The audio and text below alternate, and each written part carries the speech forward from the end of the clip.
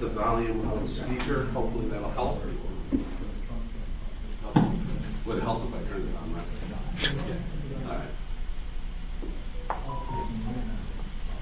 How's it sound? Is it still faint? Is it better? It's a little faint, but I'll work on it. It's a little faint? Yeah.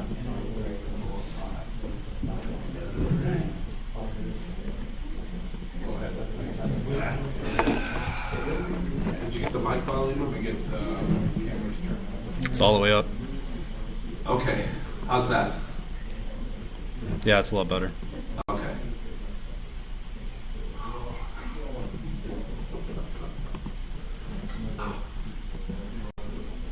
Come down to the wire. Always. Par for the course. All right. What are you trying to do? I'm trying to view this. Do you want me to just look at it? Okay.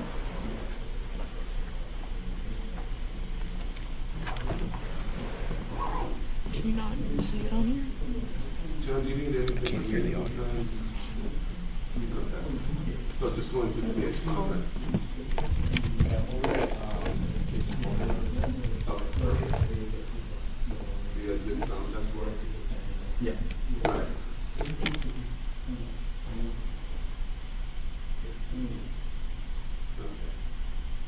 We'll get started. All right. Let's go ahead and kick this off. Hang on, let me hit the record button. All right. Okay.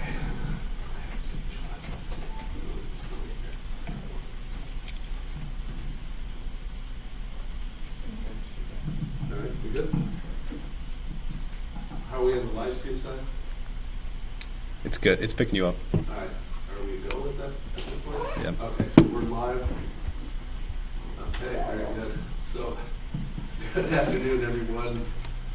My name is Richard Perez, and I'm the senior elder for Deborah's Messianic ministry. And we want to first of all thank you for being here with us today, whether physically or online. Your presence and your support, and seeing all of you that are here with us today, both physically and online, reflects a testament and dedication not only to your faith and love of the Father, but a willingness to once again go boldly outside the norm, to face against a strange world that continues to misunderstand and remain asleep. I've called this opening theme "Against All Odds," and that's how I would appropriately surmise how I feel right now standing before you. For you see, to make this event happen, we defied countless challenges and obstacles right down to the very wire today. Okay. So this event was organized by an amazing woman by the name of Rabbi Deborah. And Deborah, as the name implies, is the founder of Deborah's Messianic ministry. And her dying wish was to have this young man, who I will introduce to you shortly, stand before you and give you his testimony. Trying to choke up here. So to give you some further background, this all first started back in July this year when we participated in an evening Zoom meeting that was brought to our attention care of Rabbi Philip Yohanan Hammond of the Etz Chaim Tree of Life Messianic Ministries. So upon the close of that event, Rabbi Deborah's body language had completely changed. Her intense comment, which I'll never forget, was, "We need him to be here. This message needs to be heard. The young especially need to hear this message." From that initial look that I saw from her eyes, and she said this, I couldn't help but feel a sense of borrowed time urgency. From there, it became this congregation's passionate priority to make this arrangement to get this lad flown up from Australia to be here before you today. His testimony that evening was that powerful. From there, Deborah quickly assigned us tasks. She was really good at that. Deborah took on the lion's share of the task because I don't think she would have had it any other way. She was just very controlling and very driven, and it was amazing. I booked the flights for Jason and his lovely wife Maddie to be here, while Deborah, having had years of experience in arranging such events, started immediately exploring venues where we could stage this event. In the span of just 3 days, we were able to identify a location, book flights, and start planning on how we would spread the word on this event. Typically, much like a wedding, arranging such venues requires months of planning and mobilizing for resources. As that first weekend in August came to a close, we had established the foundation required to get Jason and Maddie out here. Deborah was teaching the JSI course at the time, and it was involving the book of Revelation. So at that time, we had just completed our Monday evening studies. And, pause here, I'm sorry. We spoke offline after that session with a great sense of joy and satisfaction and a sense of completion in our hearts and having gotten this kicked off, even though our work was far from completed. I'll never forget her last parting words prior to ending our conversation that Monday evening. As she looked at me, her facial expression was more intense than I'd ever seen before in my life. As she said, "I need you to pray and fast for 9 days." I was a bit taken back by the comment, but agreed to do so. The next morning, Deborah went to the book.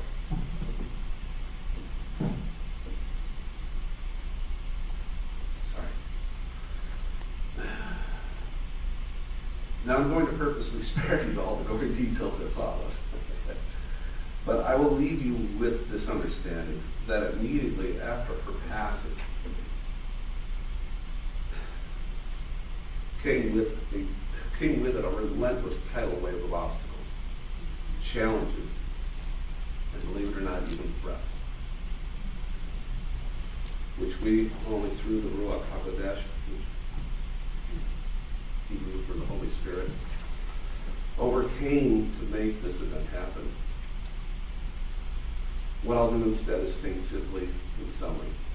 For you see, to explain it all with what we've endured with the last 120 days, as we stand before you, would certainly require probably a separate event, much like this one, and another 5 hours of time to explain it all. But I'm sure you have some idea to how much the adversary did not want this event to take place. For you see, if the adversary was doing this all to us, then it becomes rather obvious that we're certainly doing something right. So here we are, standing before you, weary, yet triumphant. All praise goes to the Father in enabling us to endure and stand before Him. With that said, please join me in prayer. Father God, we start this event by asking you for your abundant blessing. We know that you love to bless your children and that Yeshua HaMashiach, Messiah Jesus, has secured all of our blessings for us. We boldly ask that you would pour out your richest blessing in this event. We pray that Jason's testimonial today conveys wisdom and that our interactions with those who have gathered with us both near and far be sweet. May your presence be felt in our midst today. In your word, you have promised the blessing of the Lord makes rich, and he adds no sorrow with it, as stated in Proverbs 10:22. We ask that you bless each person near and far with your grace, wisdom, and favor. Thank you for being a God and Father who is always generous and loving. Thank you for blessing us in ways we cannot even imagine. In the name above all names, Yeshua HaMashiach, Messiah Jesus, we pray.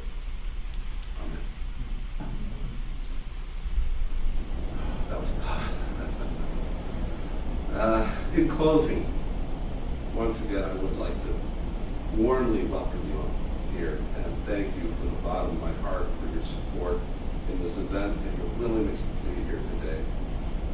I would like to take this moment to acknowledge many of the players here behind the scenes who helped make this happen. For starters, Rabbi Mordecai Silver, Rabbi Michelle Johns, and Rabbi Philip Allen. Your guidance and wisdom and words of soothing encouragement will be remembered in my heart always. To the Ba-Peretz family, to the Messianic and Christian church community here in the Chicagoland area who stepped up and helped evangelize this event, to the services of Digital Arts and your amazing and award-winning film services, thank you. Cynthia Schwartz from the Doubletree Hotel Event Services, we thank you for not only your patience, but your understanding and guidance as we went through this matter. Gideon and Nico Indavina, thank you. Apollon Morani, thank you. Mike Tilkin, Ruth Cruz, Saul Ruiz, Gadiel Torres, Aki Bogdanovic, Francis Benedict. I know there are other names here that I've forgotten, forgive me. But my mind's racing right now in so many directions. But please know that in addition to your support, that your prayers were heard and they were felt. So without further ado, I would like to present to you a most amazing and charming and spirit-filled friend, our beloved brother in Christ, Mr. Jason Blythe.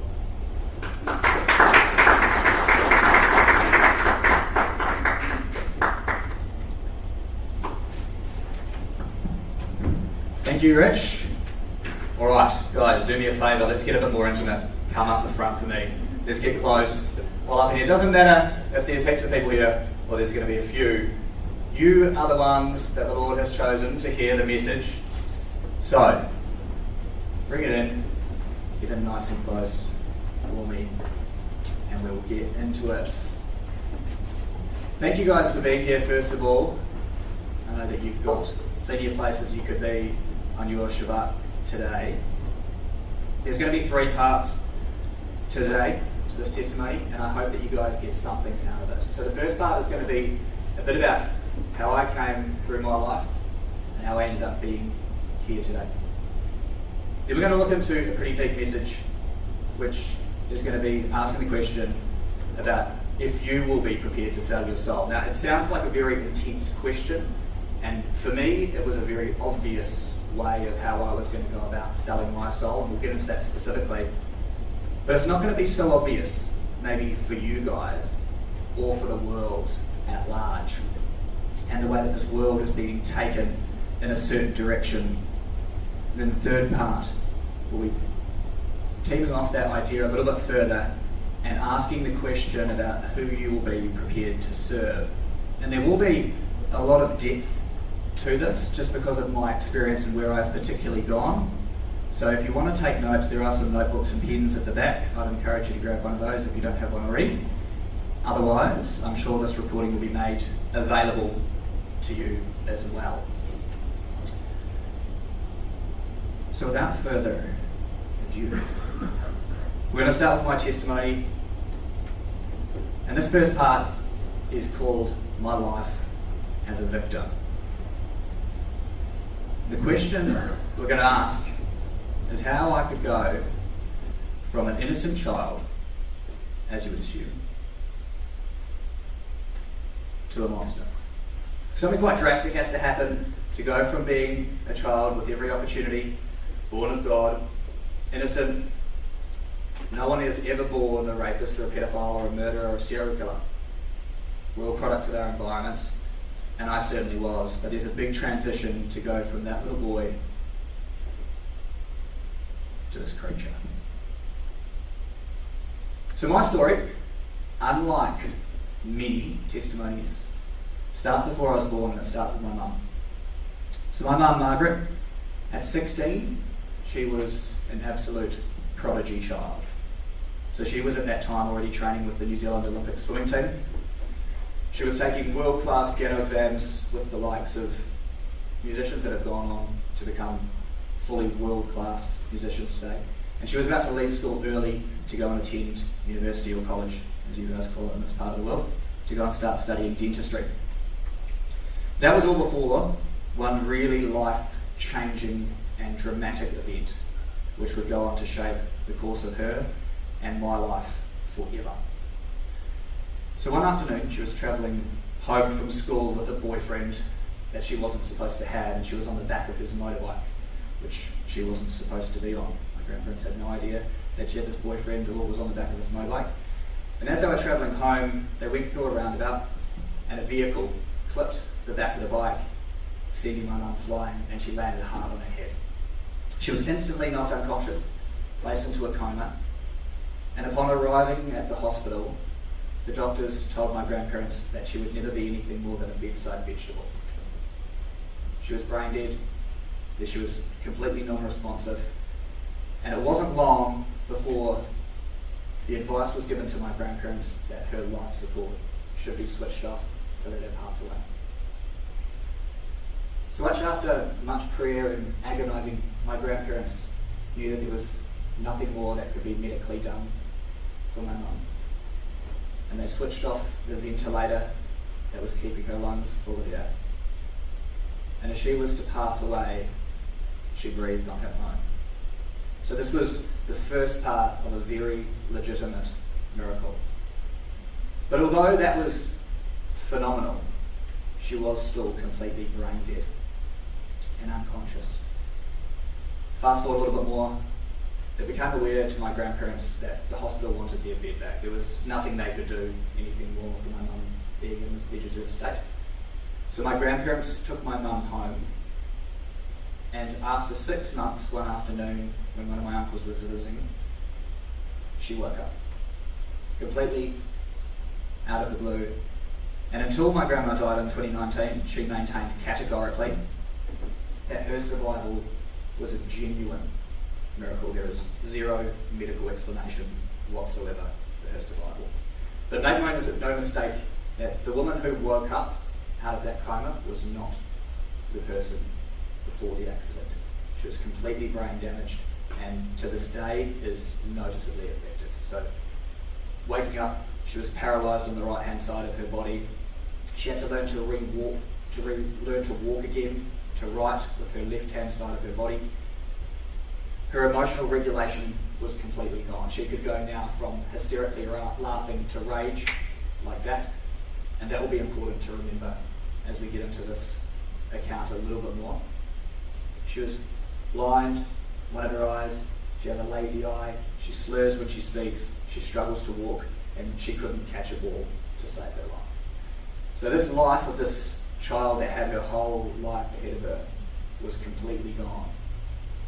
And at 16, that was done. So 10 years later, my mum met the guy we'll call Dad, because he was my biological father. Now my dad, Mark, who I've had nothing much to do with in my life, was living in Nelson, New Zealand, so the very top of the South Island in New Zealand at the time where my mum was living. And they met because he put a classified ad in the paper seeking friends. Now my mum obviously decided that she wanted some friends. So she responded to this ad and they developed a basic friendship. It was a platonic relationship at the time. But eventually Mark would move away from Nelson to the capital of New Zealand, which is a place called Wellington, so the bottom of the North Island. Now Mark has a long history of gang involvement. He was involved with some pretty heavy gangs in New Zealand. He was a rough guy. Nowadays he's got far more tattoos than me. He's been stabbed and left for dead multiple times for his involvement with these gangs. He had a 20-year heroin addiction. He just wasn't a good guy. So my grandparents didn't want my mum really to have anything to do with this guy. But after he moved away from Nelson, he fell in a bit of a difficult time. And one Sunday morning, my mum had gone to a Catholic church, and the priest was giving a sermon about helping the downtrodden, down and out, downcast. Good Samaritan type of story. And my mum was inspired to want to act. So she convinced my grandparents to let her go to Wellington for a week to go and take care of Mark. And when she did, she went up there one night. He ended up sneaking into her room and raped her. So this was her first sexual encounter with a man as a brain-injured woman, not a normal person being raped. This was a woman who's still very much like a child, or at best early teens, adolescent. She was taken advantage of by this guy. So she came back home, obviously traumatised, and my grandparents quickly worked out that something wasn't quite right. As much as she was already damaged, she had gone through some traumatic event. And eventually it was coaxed out of her what had happened, and it wasn't long before it was discovered that she was pregnant, and that's how I was conceived. So I grew up with this dark identity shaping my life from a very, very early age. To this day, I've still never been another rape child or a rape baby. I know they're out there, but I have never met one myself. So I grew up having this strange feeling already in my early belief of understanding God and my basic concept as a little child that God hated me. I was born of this really violent and angry event. At worst, people were born as a happy accident. Otherwise, children seem to be born because their parents decided to have them. And that was not the way that I came into this world at all. So because of my mum's brain damage, she had my grandparents taking care of her as her primary caregivers. She's never worked. She's been on accident compensation ever since she was 16, which my grandma had to fight tooth and nail to get from the New Zealand government. She was given the full compensation after she was raped as well to be able to take care of me. But I grew up with my grandparents until my mum got married when I was 3, and my half-brother was born just a year later. But growing up with my grandparents, honestly, if it wasn't for them, this is where part of where the Father works in these mysterious ways. If it was not for my grandparents, there is a zero chance that I'd be alive today. They interceded in my journey, and because they had a basic faith, abortion was not an option. There was no question around whether or not I would be aborted after this rape event. The only question remained really was whether or not I would end up being adopted out. But because of everything that happened with my mum, her miraculous survival, and then my mum wasn't meant to be able to have kids either physically after her accident. She physically was not meant to be able to have kids. She was a virgin. She got raped once. And this is how I was conceived. And if anyone actually knows how hard it is to get pregnant, it's not as easy as you would think it is. Right? So there was a very unlikely chance that I would be here. So apart from my mum's miracle survival, I was technically miracle number 2. I just happened to come in pretty violent circumstances. So my early childhood was not a good one. My grandparents protected me as much as they could, but once my mum got married to my stepdad, I spent part of my life living between my mum and my stepdad and my grandparents. So I grew up with a lot of violence. As I said before, my mum could go from hysterically laughing to rage, like that. And I was the one that would bear the brunt of that, because I reminded her of having been raped. So I reminded her of my biological father, Mark, and my first psychiatric appointment was at 2 years and 9 months old, because my mum was trying to kill me, because I reminded her of that. So my grandparents' role was as a protective role. Child, youth, family services didn't take me away because my grandparents made intercession wanting to try and help. But once I was in the care of my mum and my stepdad and away from my grandparents' protection, I experienced a lot of violence. So my mum was like a bestial person. If she snapped, she was now completely an animal. She would go savage. She would claw me. She poured boiling water on me. She would kick and stomp me in the head while I was curled up in a little ball as a little kid. She stabbed me once, and I got a lot of violence when my half-brother was born. Not only that, not by my mum, but I was also sexually abused from a young age. So the sexual abuse would then go on to form a pretty hectic identity in me until about 30 years old, where I was categorically a sex addict. It was the result of what I was educated to believe about my identity, who I was, and where my self-worth came from early days. So my mental health records until I was 15 when I moved away from home were about that thick, and I just thought I'd pull up a couple of things from my mental health records here. Just a couple of basic examples. So this was one from very early on, where there was a referral done and asked to see my mum, Margaret, and myself, as it says there, at 2 years and 9 months old. She was recently seen, and because of her increased outbursts of anger and frustration, it says down here, she's concerned that she often takes her frustration out on Jason when it doesn't start with him, but she's finding it hard to cope with the present. This one here. Mother was present when Poppy phoned. Major concern is that mother is not coping with Jason, who's a difficult, full-on child. Wonder why. Margaret, mother, has admitted kicking Jason out of sheer frustration and having thoughts of wanting to kill him. This was from when I was 8 years old, from another site, who said, we'll continue to explore the safety issues for Jason. He firmly believes mum is a threat to him and tells me of times when she claws, kicks his head, and once stabbed him.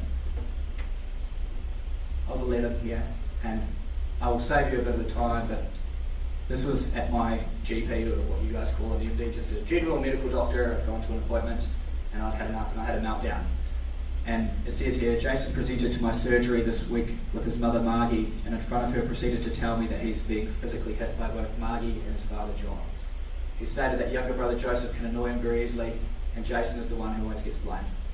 Jason says he does not wish to live with Margie or John anymore, and wants to be with his grandmother Mary.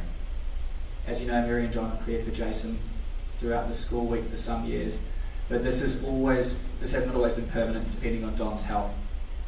Recently, he's had a severe worsening of a stroke and is now an inpatient at Wood. Mary obviously will be visiting him there, but states that she's worried about the conflict with Margie and John and feels that Jason would certainly be better off. Goes on to talk about my mum's accident, but very quickly here it goes. Jason's doing reasonably well at school. Certainly he appears above average academically. I was impressed with his ability to present this situation in front of his mother, almost as if he was a young adult. It's hard to believe he was only 11. In 2022, at the end of the year, I settled a historic abuse claim with the New Zealand government, who admitted fault and gave me a measly amount of compensation. But they admitted fault, and they said, I understand you've spoken to historic claims about your time and care. You shared with us your experience of disclosing the abuse you received at home and not having this investigated properly and with the respect it deserves. It must have been a very distressing time in your life and difficult to overcome. I'm very sorry that these are your memories that you have from your time in our care and under our supervision. No person should remember their childhood in this way. As Chief Executive of the Ministry of Social Development, I want to apologise to you. You had a right to be well cared for and kept safe as a young person, and it was our responsibility to take steps to ensure that this was your experience. So I was in psychiatric care from 2 years old till 15, and I probably saw about 15 to 20 different clinicians during that time. I told people over and over and over again about what was happening to me, and no one ever took me away. So after that one that doctor had just before, there was an investigation that was started with what we call child family services, and there was referrals to police. There was an investigation that was started but never completed. The lady who was charged with the case ended up leaving the ministry, and then the case was never referred on. So it got completely dropped, and this was the kind of stuff that went on throughout my childhood. So I became, as you could probably imagine, very untrusting of authority. I became afraid, silenced, lost. I was unprotected and abused. I asked for help, and I felt the injustice of the world around me. So I started to grow up to become very angry and bitter. And again, because I grew up with my grandparents in a lot of ways, they gave me a basic education in God through going to Catholic church and going to Catholic school. So I understood that God was real. I always knew God was real. But because no one ever helped me, and I had all these questions, I cried out to God often, asking why I was given the life that I was given. Like no one else had a life, anything even remotely close to the life that I had. I was a complete alien in this world. No one wanted to listen, no one wanted to take care of me, no one took me away. And all I could come up with at the end of the day was that I was created to be destroyed. I'm a kid, I can't make conscious comprehension of the gravity of what God has planned for our lives. But all I could come up with was that God hated me and that he wanted me to die. So I became a problem child, as you could probably imagine, in psychiatric care people only ever treated symptoms, and I have a big bone of contention with the psychological field because of that. They will treat symptoms of me being a bad child, not looking at people taking care of me as to maybe why I'm a problematic child. But it wasn't long before I started to have real troubles at school as well. I was difficult. I sought attention. I wanted people to like me. I would do dumb stuff. Because I was a hypersexualized child as well, all of my relationships from 3 years old with my friends, my brother's friends, any people that we would cross in, it all became. It was all geared around sex. So from like 3 years old, I was well and truly aware that sex was something that could be used to control and used to validate me. And to begin, until I was 30, this is how I saw my worth. I saw my worth if people wanted to have sex with me. So I got badly bullied at school because obviously not everyone would accept my advances. So people called me gay and all different types of names that kids call you. You do that kind of stuff. And by the time I was in early high school, I didn't want to go to school anymore. And there'd be times where from my first year at high school, so like 13 years old, I would catch the bus 8 miles to school, and I would get off the bus straight away with the soccer ball and soccer boots in my bag. I'd run down to the local field and I'd play soccer all day, catch the bus home. Or I would get off the bus and I would walk the long way home, which was about 12 miles home, just so I didn't have to be at school, because I was so badly bullied and I hated being there. I had no place at home to feel safe. I hated being at school. I was completely lost. So, my life was going to go off the rails, and it definitely did. The one blessing in my life that the Father gave me, which I know was a specific lesson and education that I got, was through sport. That I couldn't get the classic education like school or college. I couldn't get it any of those ways because I wasn't going to pursue those paths. So I went on to become a rep soccer player. I played in the National Youth League. It was one of my sports. I won triathlons, I won bike races, I won swimming races, all that kind of stuff. But my main sport, I went on to become an inline speed skater.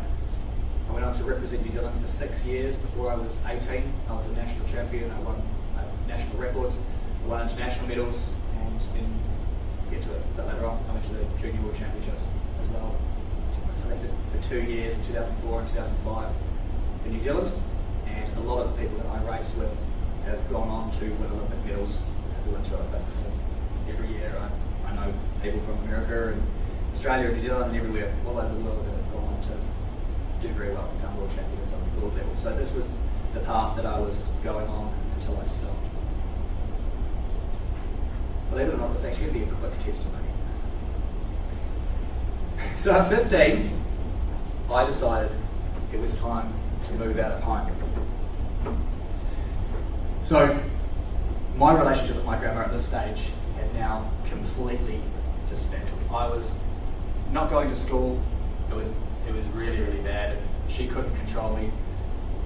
At one stage, she had to leave Nelson, our hometown, in an emergency because she was about to have a mental breakdown. She left and I had to go and stay with my mum and my stepdad, and now at this stage of life, he could not control me. I was getting big enough to be able to defend myself. There was fights, there was blood, the police were called pretty regularly, but I just refused to go to school. I just wouldn't go. I would stay in my room in the pitch black because I didn't want to go to school anymore. So at this stage, I was either going to end up homeless at 15 or in full-time foster care. I'd had a bit of foster care, so I didn't want that option. Obviously didn't want to end up homeless. So I came up with a third option, and I ended up convincing a family that I skated with to take me in, and I moved to the North Island, to the middle of the North Island, to a place called Palmerston North.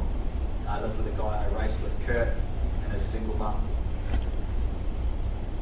But moving out of home at 15, I literally thought that my life was going to be great. I thought that all of my problems were completely circumstantial, and that as I moved, all my problems were going to go because I was no longer in the care of this family. I wasn't at the school where I got bullied. I wasn't in the life that I'd had. I didn't realise I was traumatised. I had no idea that that I was like an animal that had become completely traumatized. I was emotionally arrested in my development, and by the time I was 16, I'd moved to this place. I dropped out of school. No one even stopped me. I don't even remember if I officially resigned from going to school, but no one stopped me. I stopped going altogether. By 16, I was prostituting myself to men. I was on dating websites at 16 while he was supposed to be 18, and I was just looking for any kind of reckless sex. And this was where I was getting my validation from. It was from living this life. And it was dangerous and it was reckless. I don't care at all. And there was zero standards of who I'd have sex with as well. But I was getting to this stage of starting my life was changing pretty quickly, and it was about to change pretty rapidly after this event. So at 17, I went to China for the Junior World Championships for speed skating. That's me. And this race here is one of these memories that will live with me forever. So this, I'd qualified. As I said, I was the national champion in the junior 1,000 metres. I was national record holder. And this event here was the 1,000 metre final. So I was one of 7 that qualified for the World Championship final. And I had a real shot to have a crack at this. My life would have changed for sure. So we had a couple of world champions on our team in New Zealand at the time, and we had this player, and I would drop to the back. I'd wait till lap 3 to go, and I would go. I'd pull back, I'd boost around the outside, and I'd go as hard as I could, hoping that everyone else would get caught up in fights behind me, and I'd just take off. So I went to start to go, and something inside me said, you can't do it. I literally gave up, and I just cruised. That's me all the way at the back, doing nothing. While this guy went on to win like 50 World Championship titles. But I gave up, and it was like I'd been hacked. I'd been bullied. I'd been told I was useless. I wouldn't go to school assemblies, even when I won my whole district's Sportsperson of the Year awards for what I'd won. Because I got teased because I wore lycra. So I wouldn't even go to school assembly because I knew I was going to be targeted and bullied and all of this sort of stuff. Again, I sought other people's validation. I wanted people to like me. I was a people pleaser because of this life that I come from, and I didn't even have a crack. And that moment will live with me for the rest of my life. But it was obviously part of the Father's plan because, again, my life would have changed. You know, these guys went on to, like I said, went on to be medallists and stuff. So it wasn't long after I came home and I quit. And right now, my life is right about to change very, very seriously. So one thing that you may get or not have gotten from this here is sport was protection for me. God had protected me through being an international athlete. I was on doping registers, so I couldn't do drugs. I didn't drink. For the World Championships, I was training 14 times a week. A rest day was a 50k bike ride, which is 30 miles. That was a rest day. So my life was different. As I said, I was getting an education and discipline, like a different type of education that I just couldn't get from school. And it was the Father's way of teaching me things that I couldn't get otherwise. But that protection was about to go. And as soon as I got home, I was a bit of a reckless kid. I tampered with my license. I changed the 1988 to a 1986, and I started going out clubbing. And this was an excuse to look for casual sex. And now, because of this environment that I was in, I was drinking a lot more. And because of my trauma, I didn't realise that I had an issue with drinking. Like 50% of the time that I drank, I would black out. So I'd be completely awake, but it was no longer me that was running the show anymore. And I thought I was 10 foot tall and bulletproof, and my rage would come out that I was repressing, and I would take anyone on. I'm not going to go into too much detail, but the Father fully protected me from some bad situations that definitely should have landed me either in prison or dead. And this is going to be a theme of my life. So at 18, I moved from there, just above to just below to Wellington, so to the capital of New Zealand. And this transition was quite big. Wellington is one of the biggest cities in New Zealand. It's obviously not big in comparison to the likes of where we are here today. But I was about to go on a new journey. And this was going to be a pretty dangerous chapter of my life. And we'll get more into this in the second part, because this is going to have a very, very specific message that I want to convey. But in 2007, I remember very clearly sitting at home in Palmerston North, and I watched the Australian Music Video Awards. And I will never forget this moment. I saw these artists on stage and the power and the adulation they were able to wield over a crowd. And I was like, I want that. Like, I want to be a rock star. And this was, for me, a way of being able to feel like I could get validation. I'd done a bit of music and a bit of singing as a kid. I didn't play an instrument. I knew I didn't need to. I knew that if you wanted to be a rock star, all you'd have to do is perform. And I was like, I could definitely do that. So I started a band, which I called Sick Section. This is like 2 years later, bear in mind, from my sport. So like, look how much I've changed. The protection of my sport, my life was going hard off the rails. I was like an early transsexual before it was trendy. And I wore heavy makeup. I got a lot more tattoos than that, but I pushed the boundaries. And this band was called Sick Section. So the idea behind Sick Section, which is again going to feed into what we're going to talk about here today, and this is going to relate to you for sure, was that I had this mentality that we all have a sick part of us. Like, we all have a perverted, disgusting, depraved, and evil part of us. And I was encouraging people to find, to discover, and to tap into that, to do what thou wilt. That will be important to remember for a bit later on. So my life was being completely set up and groomed to go down a certain path that I would. But my shows were pretty perverse, pretty hectic. So the types of things I would do, like I had a wireless microphone and I was never on stage. I was either on top of speaker stacks, on top of the bar, on the floor, fighting people, chucking drinks in people's faces. One story from very early on, just to give you a bit of an idea of just what a loose unit I was, like music for me was an excuse to do what I wanted to do and call it art.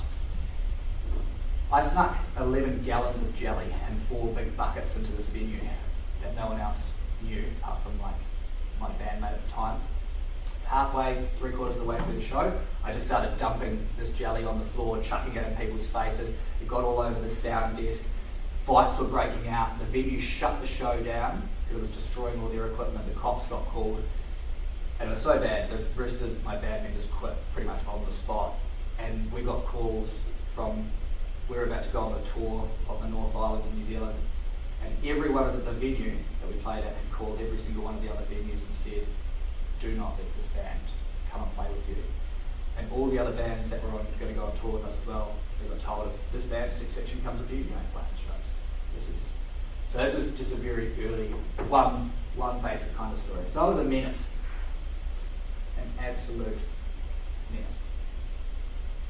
But by 21, I moved to Australia, where I live now. It was a spur of the moment decision. I had a relationship breakdown, went through a bit of depression. By 21, 2010, I moved to Sydney. I'd never been there before. I decided if I didn't like it, I'd go back home because it was easy. I didn't need a visa or anything. So I moved to Australia, which was a very dangerous place for someone like me to go, because now I had access to 24-hour nightclubs. I had access to party drugs that we just didn't really have in New Zealand. New Zealand's kind of pretty basic in regards to marijuana and like crystal meth is probably like one of the other big ones in New Zealand. But I never really had much to do with that. So my life just became about drugs and sex and partying. I fell into a hardcore band scene where I was going to establish my band again when I moved. Spent a lot of time partying and I was an absolute mess. I moved into a backpackers or a hostel for about 3 months and I went crazy. I was lost and I did everything under the sun. I started drinking every single day, about 2 bottles of red wine every day for a solid 8 years. At that point, I was just absolutely trashing my body. First time I tried heroin, just being initiated into hardcore drugs, did that for a while. Just normal party drugs. Everything was free for all. It was definitely part of the scene. It was part of the music scene. I'd smoke at least 20 cigarettes a day. Again, I didn't care. And my life had changed. I was an international athlete. I don't touch this stuff. Now I went the complete other way because I was in the music scene and my life flipped on its head. We call it ice, it's crystal meth. I did that solidly for a long time, and it's a bad drug. It's definitely a bad drug. Stay away from ice. And obviously sex. This is again a theme. It's my primary driver. It was my primary driver, for sure. So I thought if the world loved me, I'd be happy. And this is what I was looking for, this validation through my music. And it was all about just being as crazy as I could be, pushing these boundaries. And people loved it. Surprise, surprise. People love when you are a nut. People definitely love that. People don't love the truth so much. Surprise. But yes, if it didn't end up in my undies by the end of a show, it wasn't probably a really good show as far as I was concerned. But in 2012, I got a big invitation and I came on my first trip to the United States of America. I went to Hollywood and I ended up recording with a couple of massive producers over there. So this one guy here, this guy produced stuff for Snoop Dogg, Sean Benson, so on and so on. But the main guy that we worked with was this guy who is famous for, he's what's called an A&R rep. So he was famous for what his job was to discover artists, create a sound, sell them to big record labels, and that's how they made their money. So this guy is famous for discovering Linkin Park, Limp Bizkit, Korn, Macy Gray, Hooverstank. This guy's wrote tons of top hits and all this sort of stuff. He lived at the very, very top of Hollywood Hills, and these are all of his platinum records. So it was a big deal. So we went over there. We were convinced that this was the guy. Like, we were right about to be rock stars. We recorded our EP. It was a bit of a sellout thing. I'd done very heavy rock and roll before, kind of like Marilyn Manson, if anyone knows that. And then this was sort of more dubstep, electro, pop, rap, rock. But it would have probably made some money anyway. Look, it wasn't the father's plan, so it ended up, in the interest of time, falling apart.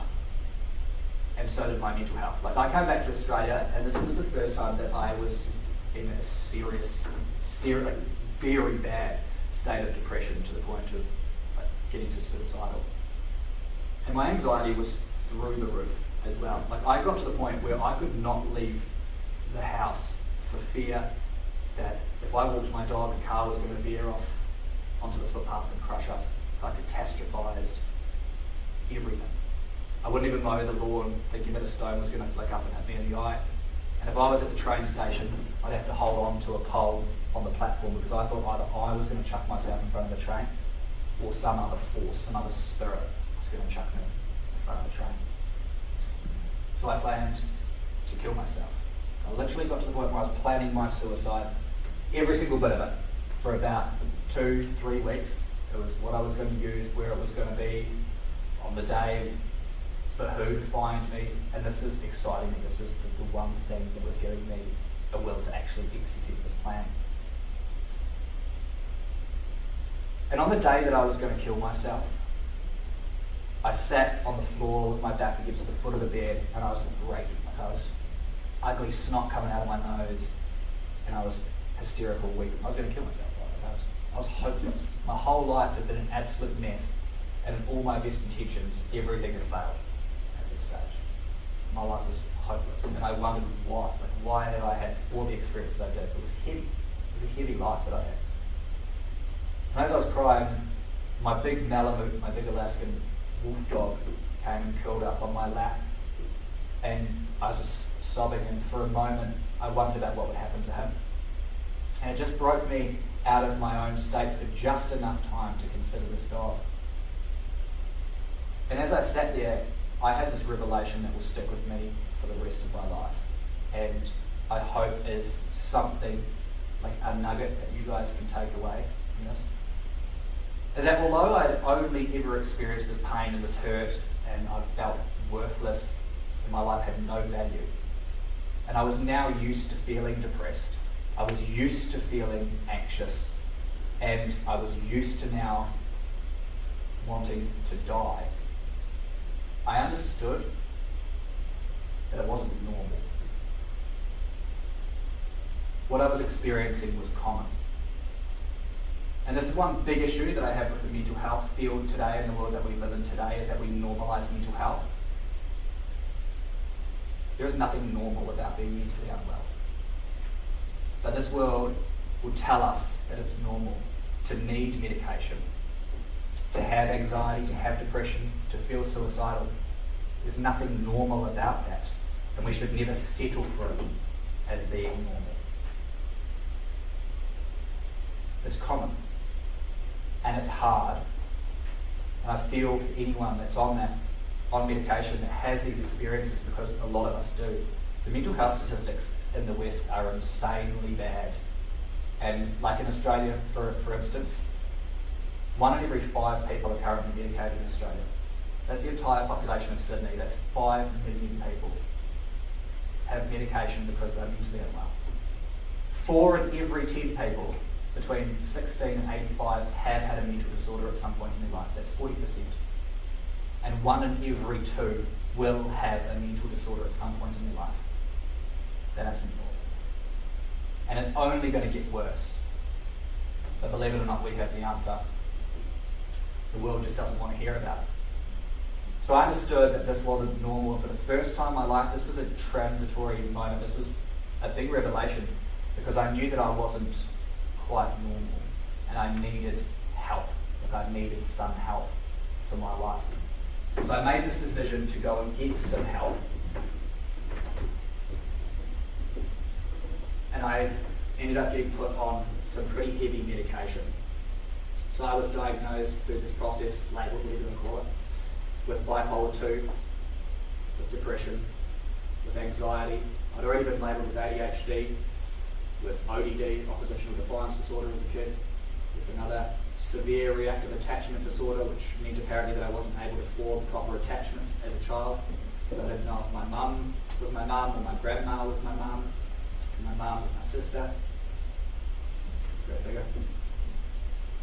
And there was talk as well of having personality disorder. Anyway, I was heavily medicated, like really, really heavily medicated, but it was obviously what I needed to be on at the time to give me stability. I was on mood stabilizers, I was on antipsychotics and antidepressants, like heavy, heavy doses. But I needed this for a while. And it gave me the opportunity just to get some stability. But a new chapter was about to begin at this stage. And I started a new relationship with this girl called Maddie. That's an important name to remember. But it was a pretty volatile early relationship, and I was mostly volatile. But this relationship was developing, and it was good for me in a lot of ways, because this girl was different from other girls that I've been with before, and there was just something different about her.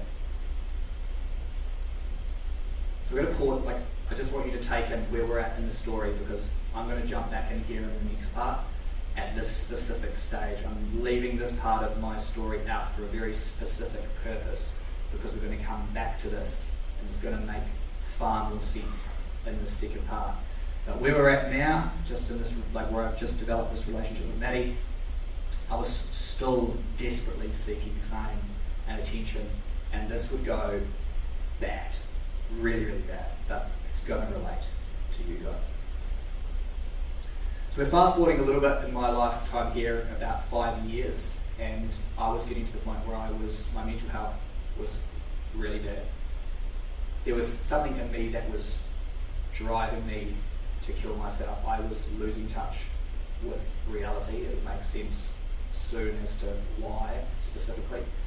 But it got to the point where I was 29 years old, I wasn't working at this stage, and I would wake up at 7 in the morning and I'd drink, we call it a litre, 35, 34 ounces of red wine, and I'd pass out. I'd wake up at midday, I'd drink another, exactly the same. 35 ounces, 34 ounces of red wine and I'd pass out. And I'd wake up again around 6 or 7 p.m. and I'd drink a third. Well, because I wanted to die and I was trying to destroy myself with booze. Then I'd drive either drunk to McDonald's or KFC and get my one meal of the day, or I'd just pass out until the next day until I would start again. And I did this for solidly a couple of months, day in, day out, until I started to lose touch with reality. And I was an absolute mess. The people I was living with at the time were terrified of me because, as I said, I would black out and something else would take over me. It was common that people would joke and say, Jason's hulking out, or it was like Dr. Jekyll and Mr. Hyde. So I was no longer this. The person that you see was not the person that was in this body anymore. There was something else there.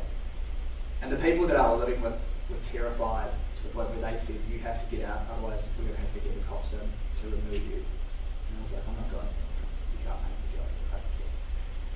So one afternoon, I got a call after I woke up from one of my moments of having passed out from Maddie. And in a very calm voice, she told me that if I don't check myself into a psych ward that afternoon, she'd never speak to me again.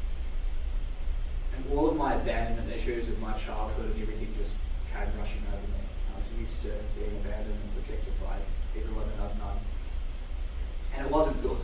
So I reluctantly agreed. She booked me an Uber, and I spent the next 3 days in the psych ward, which is a weird event. It was just a weird time in my life. From there, I spent the next 2 weeks in a stabilisation unit, and there's a wing in part of the hospital. And from there, I spent the next 2 months in the dodgiest rehab in Sydney. And when I say dodgy, there was 35 guys there. 33 of them had been paroled there as part of their release from prison. And those 33 dudes were there because of the crimes they'd committed because of me. So it was a rough place. There was only 2 of us that were there voluntarily. I was one of them. And I was there obviously because of alcohol, but it was a prison mentality. These guys had all been paroled there. The minimum they had to stay was 12 months. It was part of their conditions of being put back into the community.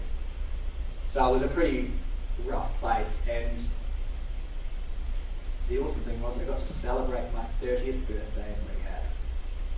So I'll always remember that. People always talk about these big birthdays, and for me, I spent my 30th in there. But it seemed like a pretty poignant moment. Like I had the opportunity to leave the trash of my 20s and the party life of my 20s behind, and to transition into my 30s, a new decade, if I wanted to, doing something differently. And I knew that I had a choice to make. This was one of the first times in my life that I realised that I actually had choices. Like, as a victim, you don't really think you have choices, and you don't live like you have choices, and I didn't. I believed that I was the product of things that had happened to me, and like a self-fulfilling prophecy, I continued to perpetuate my own destruction. But this was one of the first times that I realised I had a choice to make. And one morning, on like one of the first days that I was in this rehab, near the front door there was a small bookcase of barely untouched books. I'm sure many people in that rehab didn't read. But there was a few very small selection of books. And as I looked through, there was this one book that caught my eye. And I was like, I've always wanted to read this book, but I've never found time. I'd always had something so much more important to do.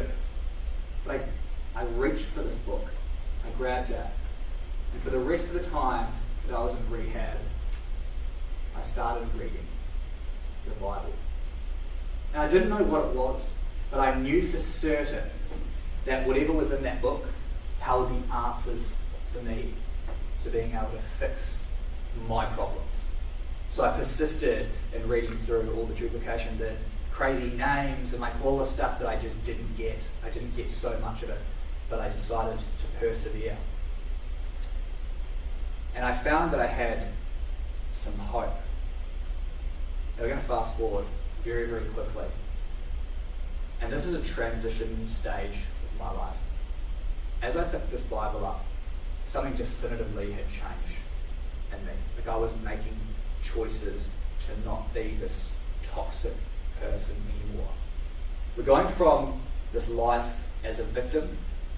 My life, I became the product of my environment. And you can see from the story, my account of my life that I've shared, there was a lot of difficulty. And we've all got difficulty, we've all got trauma, we've all got pain, right? Maybe yours is extreme as mine, maybe it's not, it doesn't matter. But we all do have a victim mentality in a lot of ways, and as part of our society's need to create this identity where we don't take responsibility for our life. And if you're a victim, or you think yourself as a victim, whether conscious or unconscious, you won't take full responsibility for your life. So choices and responsibility, this is a big theme of what we're going to be discussing here today. So this part 2 of part 1 is called My Life as a Victim. And for 30 years, I've gone about destroying my life and the life of others. I painted myself as a good villain. None of this was intentional. I was the product of my environment. And I liken it to like an abused dog. Like if you've got a dog that you stick in a dark room and you fail to give it any proper love and attention, and all you do is chuck food at it and feed it, well eventually that dog's going to bite you. And then one day if you leave the front door of the house open, the dog's going to run out onto the street, and the general public are going to try and stop the dog from getting hit by the traffic. And the dog's going to maul those people too. And the public are going to go, that's a bad dog, we should put that dog down. It wasn't the dog's fault. So I was that dog, for sure, and that was the life that I lived. And I also liken us all individually as like a computer with programming. We have software. And I'd like you to consider that our enemy, the devil, Satan, is like a hacker. So he'll infect us through our pain and our trauma with a virus. So our system malfunctions. And you won't need any outside influence to shut you down. If you're hacked and you've got a virus, you will destroy your own life. But anyone that's infected with a virus that's attached to a network can infect others. Infect them with the virus too. So this is where responsibility and choices is important, and why we individually need to overcome our own stuff so we don't infect others. So I've done that for 30 years, and I knew that I could either, 2 choices. I could stay the same, which is never going to happen, because if you were as destructive as I was, things can only get worse. They're literally never going to stay the same. That'd be a miracle. Or I could change. So as I came out of rehab and I was reading this Bible, the words I started applying to my life, purely like innocent, like a childlike faith. I believed that these things were ways to live my life, that they would help to change me, and my life started to show that type of fruit. I was really convicted with no one witnessing to me, no one preached to me, no one was walking this path with me. The Father was taking me through whatever process of repentance, or whatever you want to call it, but in the process I stopped lying, which was massive for me. I lied if it benefited me, and it did not matter. I did not value to tell the truth to anyone else. It may seem trivial to you guys, but I miraculously completely stopped swearing. I've got the F word tattooed on me here. I've got the C word tattooed on me there. My life was littered with profanity, and I loved to make people feel uncomfortable with how much I swore. It was like a badge of honour if I could make you feel sick by how revolting my language was. And the Father just took it completely away from me, and I haven't had any desire to. I haven't sworn yet. This is just small parts of my testimony of some things that were miraculous. And I was really conscious of not using others. I'd used others all my life to benefit me. If it benefited me, I used them. I didn't care about people's things. I didn't care about them. If it validated me, especially when it came to sex, people I saw as objects. And I started making things right. So I started to return what I'd taken. There's no spelling mistake here. That's how we spell it in Australia. I apologised to people. So I went up to everyone, whether online or in person, And I admitted my fault for the things that I had done. Even if people had hurt me too, I took responsibility for the stuff that I had done. I asked them for forgiveness. It didn't matter if they forgave me or not. It was part of the process of what I needed to do to take responsibility for what I'd done. But it also meant that I was more inclined to not return to my vomit and go and do it again, because I'd gone and I'd taken that responsibility. And I think that's a necessary part of all of our journeys. And I encourage if you've got sort of some unresolved stuff or you've stolen stuff, go and give it back. And I started being honest. Now, I pride myself on being honest. And my life was so much better. I didn't have to watch my back anymore. There was a period of time where I was going through this transition and things would still be following me as my life started to clear up. But I didn't have to worry about who I was lying to and telling different lies to different people. I was a good liar. God gave me a good brain. I knew who I told what story to, and I was good at lying. So it was just something that I didn't have to do anymore. And this was the biggest one. I literally had to forgive my mum for everything that she had done to me. I had to forgive my stepdad. I had to forgive those that had sexually abused me. I had to forgive all the people that had bullied me, all the people that didn't take care of me in child protective services and all that kind of stuff. I had to forgive all those people, because this is a necessary part of our journey as Christians, part of our faith. To be forgiven, we must forgive. But do you know who the hardest one to forgive was? Yeah. Yourself. I wasn't able to protect myself as a kid. When I was being abused, I was being beaten. I wasn't able to stand up for myself. I was weak and I was little. But it shouldn't have been my responsibility. But I still held that guilt. And I still held the pain from all the stuff that I'd done. And I'm not even scratching the surface about the type of person that I was. Like, and the kind of stuff that lives with me, that I still have to live with today.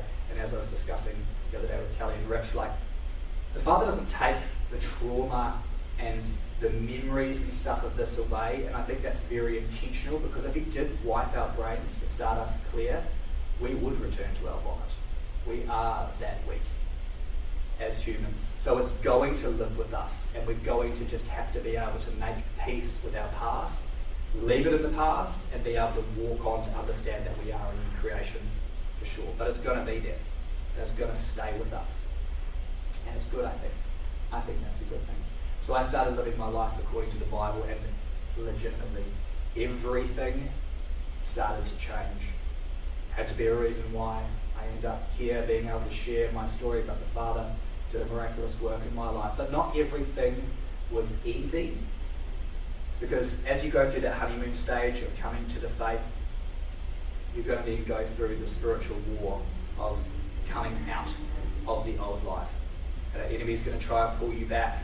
There's going to be a lot of bad choices and things that we're going to have to face. And I had a lot of choices to make. So one of the biggest ones for me was I had to stop doing music altogether. Like, you'll see why in the second part as to exactly why I had to stop doing music. One day I'd love to do some music for the Lord, but it's not good. It's too raw still, and you'll see why. So I had to start making these decisions where I could either go back to my old life. You can't have 2 feet in different worlds, and it was either all or nothing for me. So music was far, far, far too dangerous for where it almost took me. This is obvious, but I stopped smoking. You know, it was cleaning my life up from the things that I knew were incongruent from this faith. And we're told that we are the temple of God, and that the Spirit of God dwells in us, and if any man destroy the temple of God, him God will destroy. So I couldn't see how doing something as obvious as we all know where smoking is going to end up taking us. And for me, I was super convicted that this just had to go. We're individually going to have these convictions of stuff that has to be cleaned up in our life. And smoking for me was just one of those ones. So it had to go. And it was a battle. It definitely was a battle. This is obvious. But the life that I lived before in music was all about drugs, drinking, partying, and all this kind of stuff. And all of my friends and my lifestyle, the acquaintances around me, was geared around this type of life. So this was a battle with coming out of my old life and removing myself into my new. So that had to go. And I was a sex addict. At the very end of all this sort of stuff, and this is not even to be crass, but I watched porn like 5+ times a day. Like it was literally an addiction. And it was obviously unhealthy. I'll go into it a little bit more later on. It's going to relate to you guys. But these are the things that had to go. And this is a recovery term, but PPT stands for people, places, and things. So if you want to be serious about your walk, this is really important. It's our old acquaintances, the people that we used to hang around that are going to try and pull us back into the world, the ones that our enemy can use to pull us back in. Places, obviously. If I was an alcoholic, I'm probably not going to go to a bar anymore. So you have to be conscious about the types of triggers that are going to cause you to go back into those old behaviours. And the things can be things like days. There could be certain days of the week after work. You go on Friday to the brothel, I don't know, whatever. Wherever you go on a Friday night after work. It can be certain emotions. These are the things that we need to be forensic and have more insight into ourselves, which can help us stay away. But I had one more really important choice to make. And this was like a huge one for me. It was about making things right. I was talking about being convicted and wanting to make things right. So during COVID, I had a bit of a blessing of a job where I was not busy at all and getting paid pretty well. So for months, I planned my wedding in secret. Like my fiance had no idea. I organised everything, organised her dress, spoke to her mum, her dad, her friends, recruited people, organised where, what we would do, the vendors, all that kind of stuff. I put it to the father. I said there'll be 3 dates. So there'll be the 13th, the 20th, the 27th of March 2021. Whatever day I could get most of the vendors there. And on the 13th of March 2021, we got married. Honestly, if it wasn't for my wife, there is zero chance that I would be here, for sure. She is such a huge part of this journey. And thank God that she had no faith. Like I prayed for 3 years solidly, and she started walking this faith out with me a little over a year ago. So that was unreal. This first part's almost done, but just very quickly, I want to touch on a couple of things about how I stay faithful today, because I think this is just kind of important. Hopefully there's some things in this that might encourage you. But I believe this, and I live this faith. I have that childlike faith where I believe the Bible. I believe what the Bible says. I believe it's changed my life, but I believe it can change every one of yours as well. So I live what the Bible says. I'm black and white. I can't not. I've got a big mouth. As I said, I believe it, so I apply it to my life. If it says it, I apply it. I try not to wrestle with it. It's hard, of course. I'm not perfect. We always struggle. And we'll always have things to learn, especially when we come to certain understandings of the faith. I tell people this is a vital part of the walk, I think, to solidify and test us and strengthen us and fortify us for what's to come. If we believe in the Bible, then we are potentially going to have a tough time on earth. And as Jesus or Yeshua, I say both. So forgive me if I say one or the other. They mean the same. Like he said, you're going to have trials and tribulations in the world. They hated me, they're going to hate you.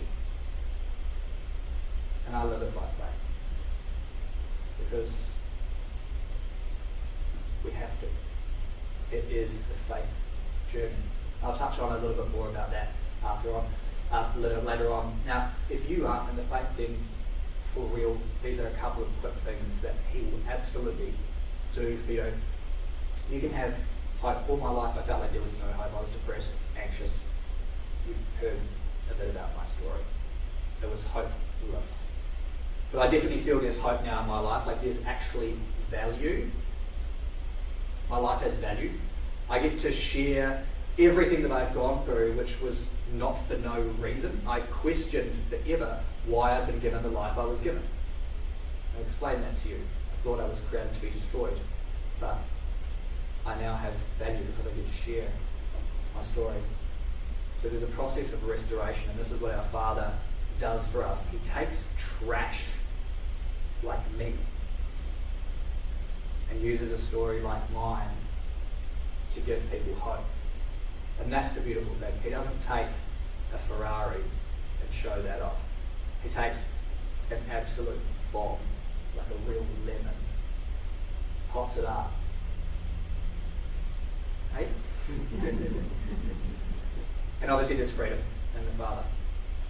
There's a freedom to be able to live your life according to his instructions. The world promises freedom. It's a trap. I'm going to talk about this more in the next one. And I really, my earthly family didn't provide me what I should have got. The world did not provide me what I should have got.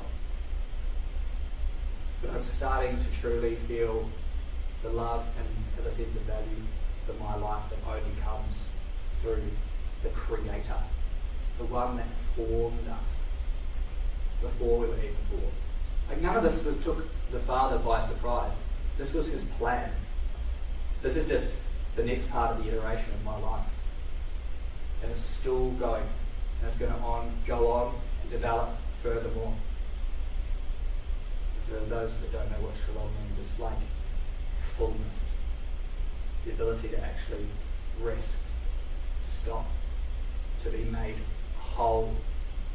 But in simple terms, it means peace. There's something that can only come from the Father. So if you haven't made the choice, you have the choice to change. We all have the choice. And this is what I want to get the message through about this victim mentality, that I lived my entire life thinking I didn't have choices, and that my choices had been made for me. But at a certain point I realised I had the ability to change. And this was a scripture that got me through. No temptation has overtaken you except such as common to man. But God is faithful, who will not allow you to be tempted beyond what you are able. But with the temptation, will also make a way of escape, that you may be able to bear it. There's nothing on this earth that is given to us that is too big for us to be able to overcome as part of the journey for each of us. Because we've all got different battles. And my battles are different from yours, and yours are different from mine. We may share commonalities, and that's why the body is stronger together. Because my experiences may help you, and yours may help me, but I may not be able to help you or you in certain areas where you can help. And that's why we need each other. So in case you missed it, the point of the last few minutes has been, if you haven't already, choose God and faith. Because there is no other way. That is the end of part one. We're going to have 15 minutes. So we're going to come back at 2:40 for part two, and I promise there's going to be a lot more application to your guys' life as well for those out there. So there's some beverages, go have a bathroom break or whatever, come have a chat if you want, but we'll be back here in about a little over 15 minutes. Thank you.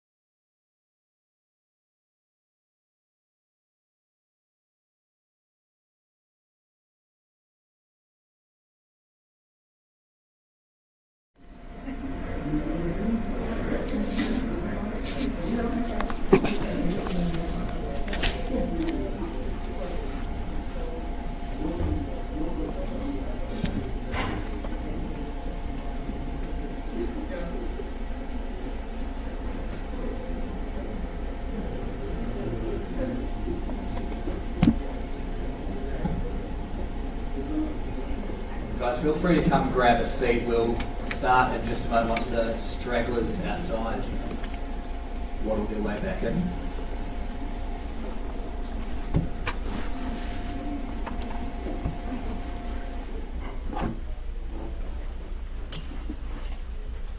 Does someone want to go tap Rich on the shoulder for them? Anyone?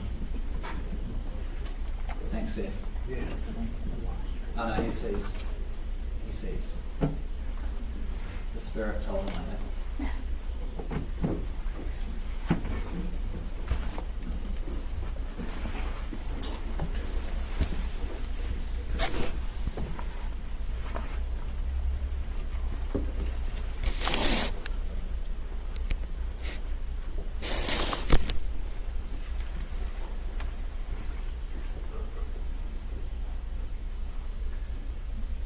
So thanks again, guys, for coming. This second part, we're going to get a little bit darker, actually, because you've got to go dark to see the light, right? So, apparently that's what happened to me anyway.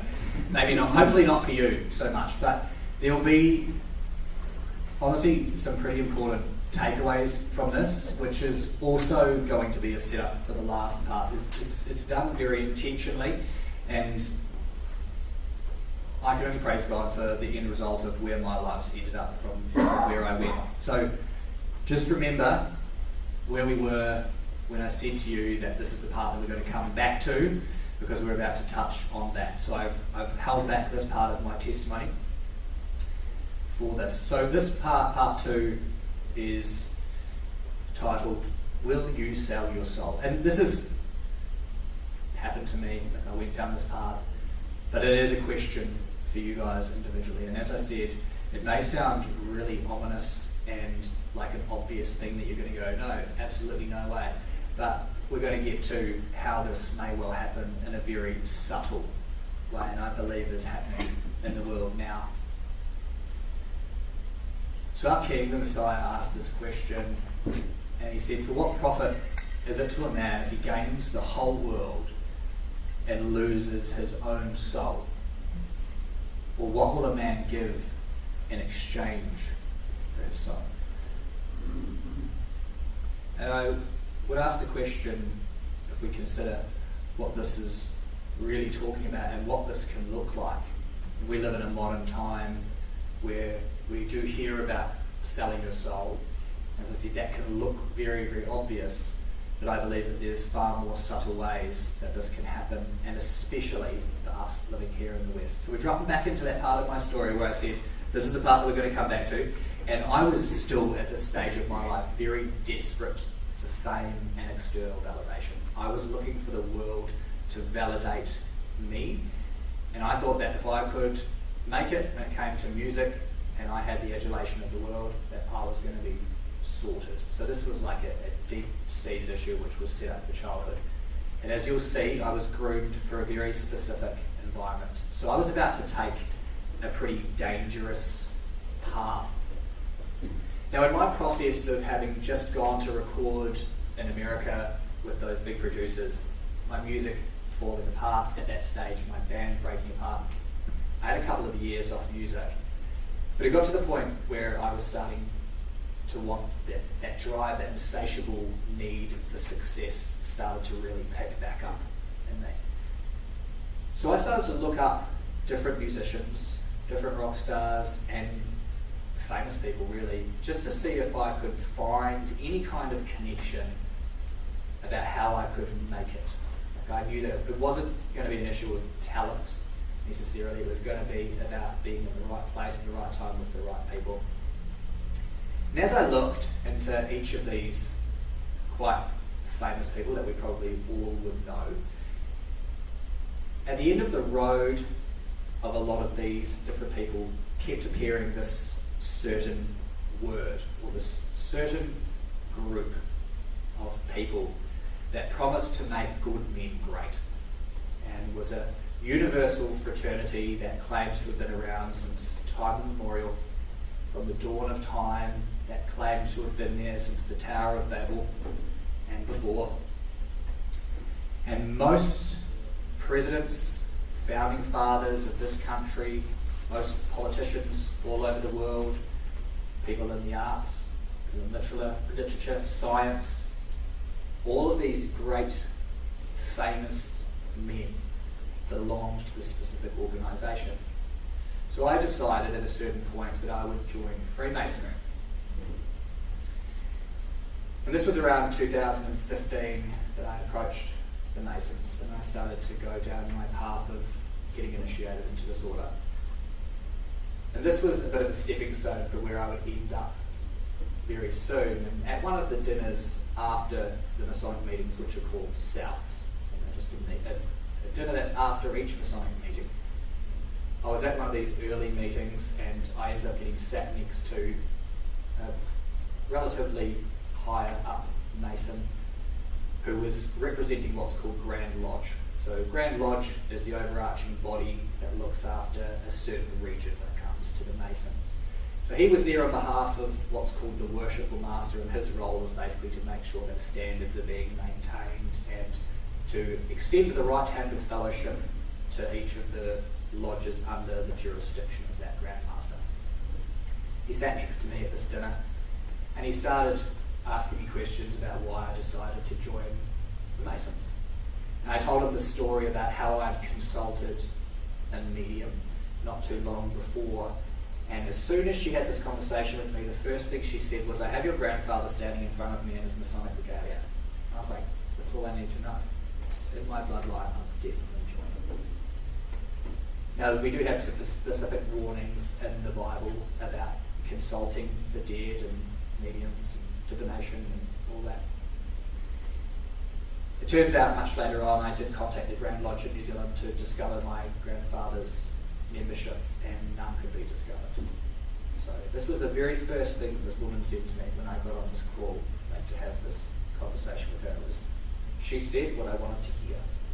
So how those spirits knew, I'll leave you to judge. But anyway, this guy was really interested.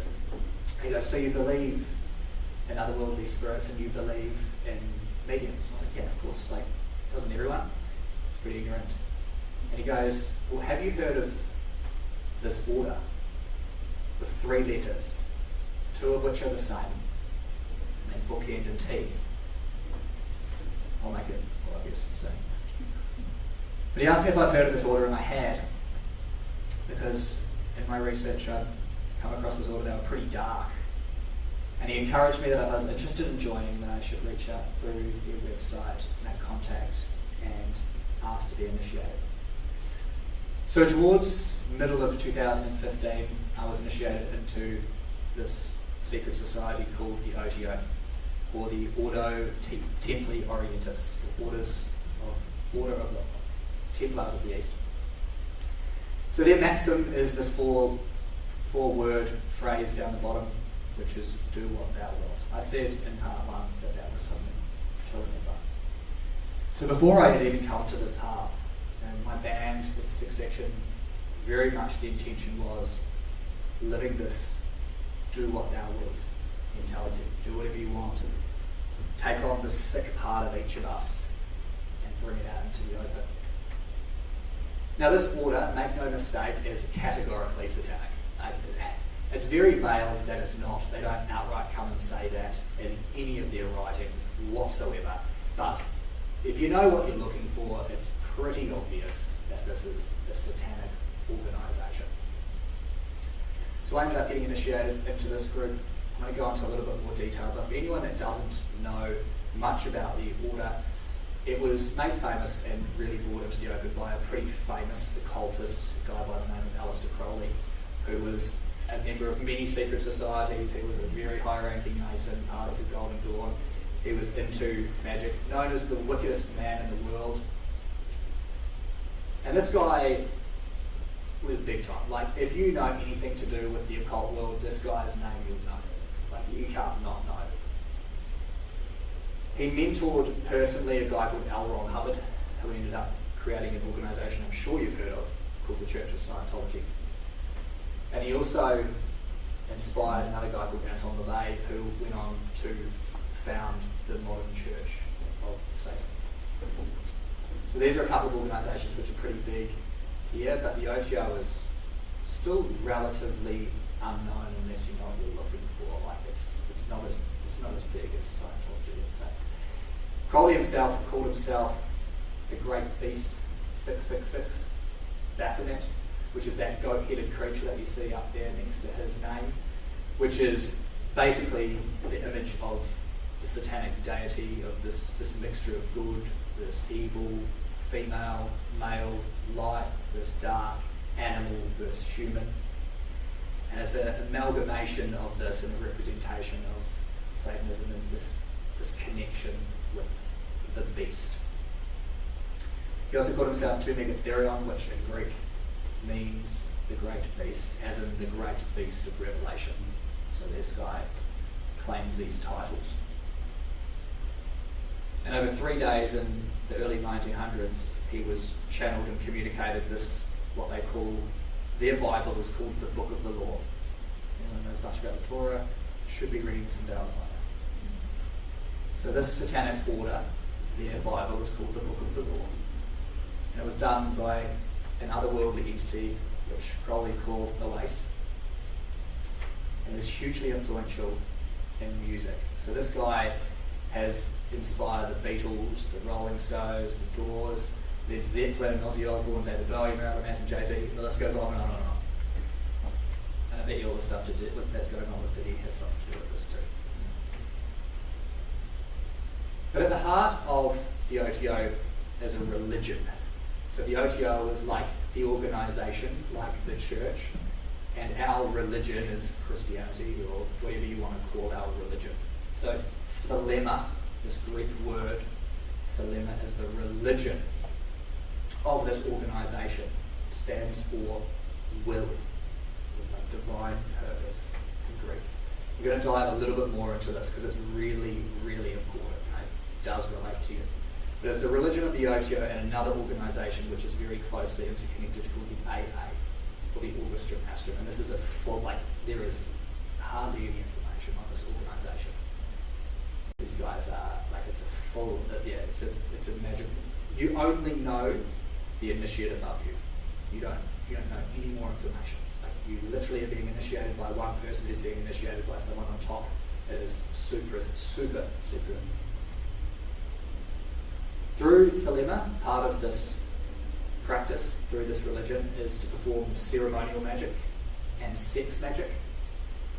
So sex magic is basically harnessing what they consider to be the potent power that comes through the act of sex, being able to harness and focus one's mind and will at the point of orgasm for power, and ingesting certain bodily fluids which contain potent power and stuff as well. They have a mass which they call the Gnostic Mass. Anyone knows much about the Gnostics and the history that goes through the Middle Ages into the early days as well, back in the very early times of the Bible. It has nothing to do with biblical Christianity or biblical faith whatsoever, but they have a Gnostic Mass at which point they ingest a Eucharist like a communion, which is called a cake of light, and it is best served with either female menstrual blood or the blood of children. And as I said, the Bible's called the Book of the Law. So what is thelema? What does this word mean? And this is important. This is really important. So the word itself means the will, or the purpose. In the order they talk about an individual's divine purpose. But who's the divine character they're talking about? Because it's surely not the God of the Bible, Yahweh, Yahuwah. It's another divine entity whose will is being perpetrated here on earth. Now remember that maxim, do what thou wilt. So the very common basic misconception of that phrase is do whatever you want. This is a very basic understanding of what do what thou wilt means, is that you can just do whatever you want. Have whatever kind of perverted sex you want, do whatever. But truly what this thelema, this will, really means is it's the individual purpose, like the divine purpose for why you are here and what makes me different to you, what makes you tick, which is different from me. And the true will is the fundamental principle of what a Thelemite, someone who follows the religion of Thelema, is to do with their life, is to uncover and discover your true will and to live that out. You have no other responsibility in life other than to fulfill your divine purpose, the will. It transcends absolutely your normal desires. But if you want to do perverted stuff sexually, you want to take drugs, you want to murder people, hey, if that's according to your will, then that's fair game. But Thelema is ultimately about worshipping self. So one more stage that we'll dig a little bit deeper into is the difference between what's called the great work and the true will. So the true will is the probationer or the initiate's path, like it's the ultimate purpose of discovering why you're here on earth. And second to none, it is your responsibility to fulfill this divine calling, the will. The great work is how that is done. So it's the path that you take along that journey. So they're interconnected, very, very closely interconnected, but different at the same time. So part of this great work and part of this process of discovering your true will is through practices like meditation, yoga, ritual magic, sex magic, tarot, divination, all these types of occult practices which are designed to help you fundamentally get in contact with your holy guardian angel, which is another worldly entity which is to help communicate to you your divine path. So this should seriously be ringing some alarm bells for people that have a biblical understanding. But this is the purpose, is to be able to get in contact with this otherworldly being that's supposed to help guide you along the path. And the great work of any initiate is to get in contact, to discover the true will by getting in contact with this holy guardian angel, and then to come into communion with this character here. Her name is Nuit. She's the goddess of infinite space in the OTO. She goes by another name called the Queen of Heaven, which again, if you have a biblical understanding, should be ringing alarm bells here. She also goes by other names of Isis, Inanna, Astarte, Asherah. These are biblical names where the children of Israel fell and chased after this Queen of Heaven. So in Thelema, the ultimate purpose is to discover your true will and to come into divine communion with this spiritual entity, which I'm just going to say I think has a close connection with another character which may go by the name of Lucy or Lucifer.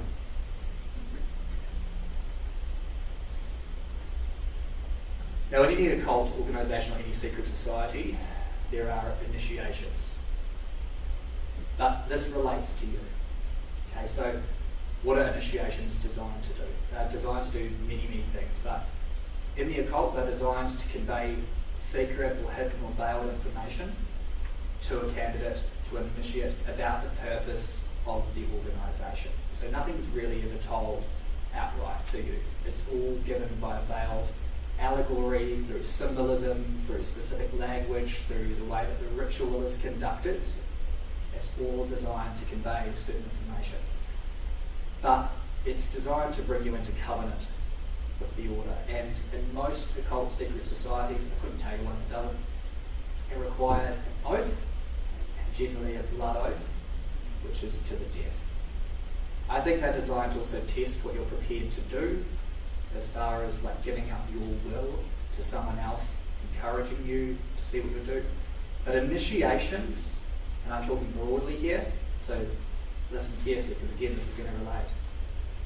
Initiations are designed to incrementally break down our conscience through incremental steps of perversion, and it's done subversively, slowly, so that eventually what we would consider perverted all the way over here through incremental steps you get to. You'd never take the full leap, but through incremental steps, this will be no problem. So it's designed little by little over time to take you from one place to another. It's also designed to humiliate and create shame, I believe. Designed to break down your will, to see what you're prepared to do. So after my first initiation into the OTO, a couple of months after, I went on what will forever notoriously be known as the cruise. I'm going to save a lot of the details, but it was a 7-day cruise that Maddie and I went on with a couple of friends to the South Pacific. We were going to a place called New Caledonia, and on night 2 of the cruise, a friend of mine and I went to the nightclub. We started drinking, which wasn't unusual, but what happened next was categorically unusual. So I blacked out, and I've only got very vague bits of information that the stories were pieced together by many different sources for me. I had small little fragments of information, but shortly after I blacked out, I ended up throwing some 18-year-old guy across the room. And I don't mean I just pushed him there, he went flying across the room. I'm 165 pounds at the time, I'm not a big guy, that's me soaking wet. I ended up almost killing one of the security guards when we had to be put in hospital and taken off the ship in the ocean. It took 10 security guards to hold me down, and I still stood up and chucked them off me. And I only stopped because in a moment of clarity, I knew that I wasn't going to be able to hide anywhere for 5 days in the middle of the ocean on a cruise ship. So I gave up, they arrested me and they took me down and put me in a tiny cell on the boat, a boat jail, which was probably about half this area of this stage. Literally only had a small mattress on the floor with a sheet, a thick metal door, like a prison, which was locked from the outside, a tiny porthole window, and all of the walls were covered in padding like you'd see in a psychiatric cell. And for the next hour and a half, I charged my body as fast as I could, and as hard as I could at that metal door. I tried to rip all the grates off the roof, and I was in full meltdown psychosis. After an hour and a half, the doctor came in and sedated me. It didn't work. So for another hour and a half, I kept going, charging over and over against that door. I ripped all the padding off one of the walls off with my bare fingers. And then at a certain point, I went crazy, broke, tried to kill myself, grabbed the sheet off the floor, wrapped it around my neck. The door came open, they sedated me again, and I was out for a couple of days. So I'll let you think about what might have happened during that time. So I'm going to say a lot of the details about what happened, but let's say it wasn't a good cruise. I probably won't go on another one again. But after a couple of days, I woke up. Maddie had been in contact with the security officer of this whole 4,000 people ship. It was a big deal, and was told that upon arrival back into Australia, the Australian Federal Police would be waiting for me, and I'd be arrested and deported from Australia back to New Zealand and allowed to return to Australia. They detained me, they refused to give me medication, they refused to let me get a change of clothes. I was locked in the cell for a couple of days with no contact to the outside world. Maddie ended up having to get in contact with her dad, who was a lawyer, to have a lawyer on standby, to contact the New Zealand consulate, the New Zealand embassy, who contacted the captain of the ship, and they only then released me from the room from where they were holding me. Again, it wasn't a good trip. But as we got off in Sydney to walk out into the overseas passenger terminal to be arrested by the Australian Federal Police, there was no one there. The father fully protected me. I just walked off. I think in big part there were definitely some human rights atrocities that happened because of the way that they held me and what they'd done. And I don't think the ship actually wanted the issue, but regardless of what happened, I walked out. I didn't drink for another 9 months.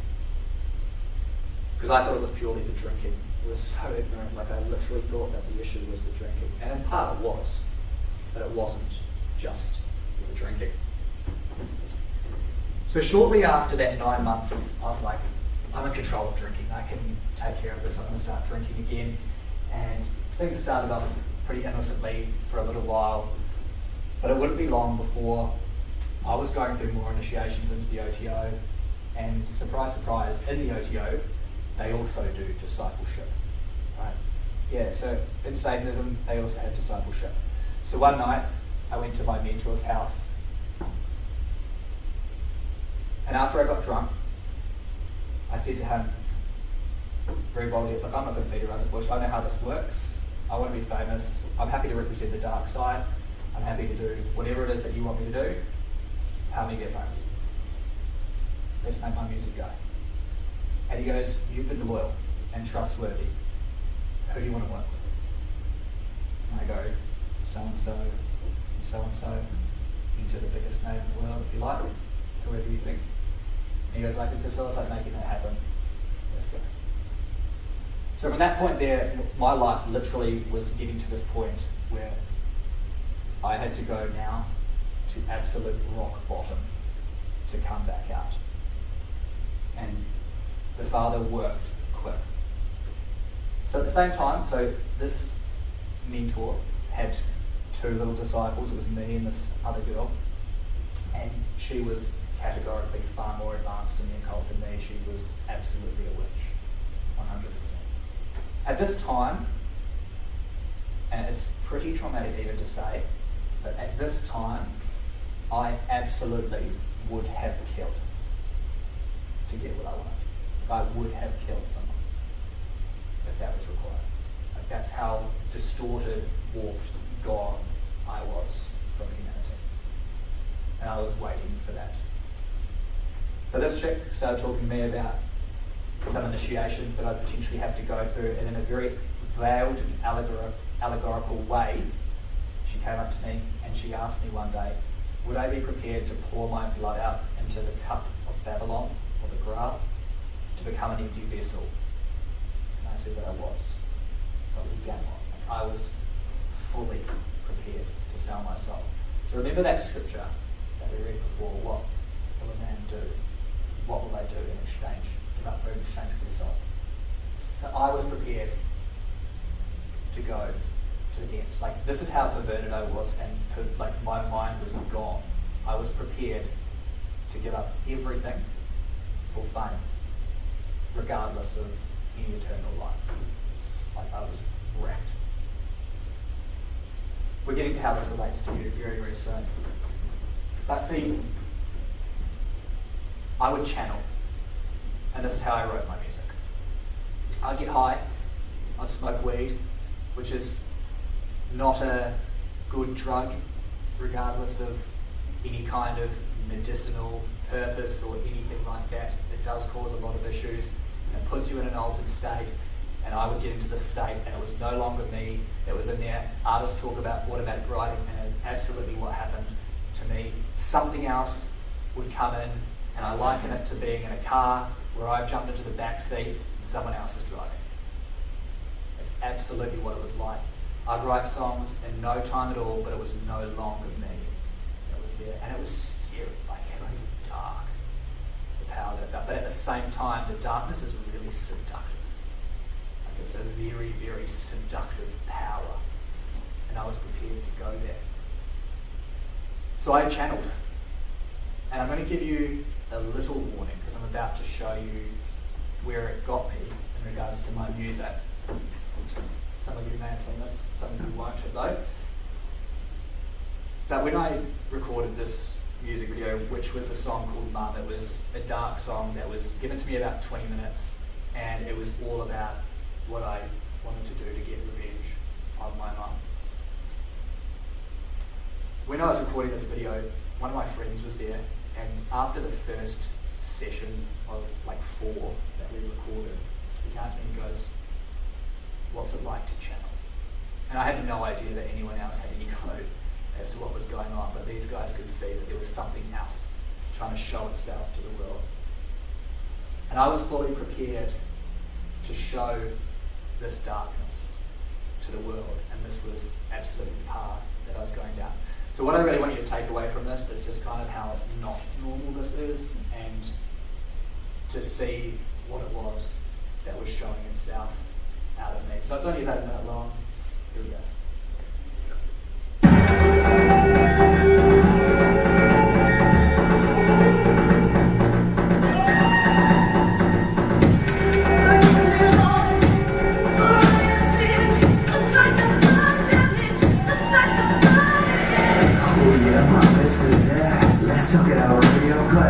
Looks Looks like you've done damage.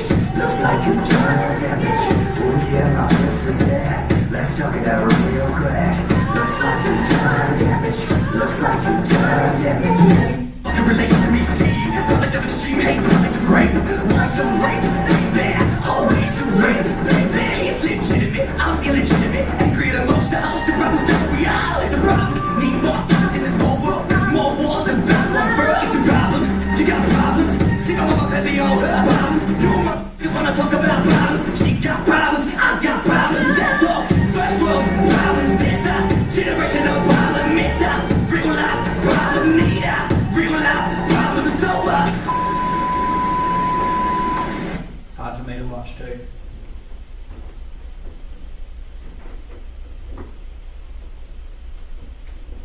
Like I was being taken. And it's dark, man. Like it's actually hard to know like just how close I was to gone. Eternally gone. And I was so happy to be like the Pied Piper leading people. Just like I am evangelizing. Like I was prepared to recruit to the dark side, to damn people. I don't care. It meant that I got what I wanted to get. There are people out there that are absolutely doing this, and this is real. It's not even a joke. So, now that the foundation has been made, so how does this relate to you? Because it absolutely does.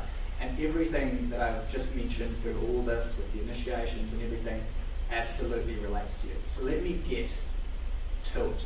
Because as I said, it wouldn't be so obvious as with me. But I believe that there's a plan to initiate the world into the occult. And it's being done very, very subversively and very subtly. And you are part of it. And so is everyone else out here. Remember what I said about initiations as we go through each of these stages. It is done progressively and over time. And I'm just going to give you a few examples of how we individually and as a civilization are slowly being initiated into satanic ways with everything that I talked about, with the specific stuff that I was involved in. So this is one. Porn is definitely one way that we're getting initiated. So over the last 30 years, since we've had the ability to have access to the internet, we can do whatever we want from what we consider the privacy of our own rooms. We don't think anyone's watching us, although someone is watching us, of course, as well. But now it's got to the point where if you've got any kind of fantasy, you're going to be able to find someone that's going to share that fantasy with you. But it's one of those things where I first started watching porn 10 years old. And I was, as soon as my grandma would go out or whatever, I would start watching porn. So could you imagine like how my young 10-year-old's mind would start to get, as I started to adventure through all of the different paths of what's available on the internet, how it would then set me up to view women, what kind of desires I would start to develop, what started as innocent by the time I was 30 years old was completely perverse. Completely. It absolutely degraded me through this journey.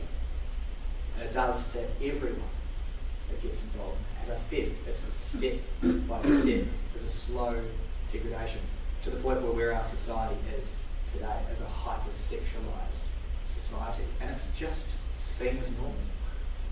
And it isn't. Everything I'm about to say, think about 100 years ago, any of this stuff would ever have been accepted by our society. But where we are today, it had to have been done incrementally through initiation, through the breakdown of you and me and everyone else to be able to make it acceptable. But yet it caused me to view women as objects. And it just set unrealistic standards of the kind of sexual acts that should be performed in a relationship. And I'm not even talking biblically, like I'm talking just what people in the world think of. Seeing certain sexual acts that become your fantasies, and seeing, you watch the same kind of sexual acts over and over again, you see many different people performing those, it emboldens you to then act those out and to try it because you consider it to be acceptable because you see a lot of it. This is how subtle initiations work. This is another obvious one that is very, very closely related to this. But sex is an initiation.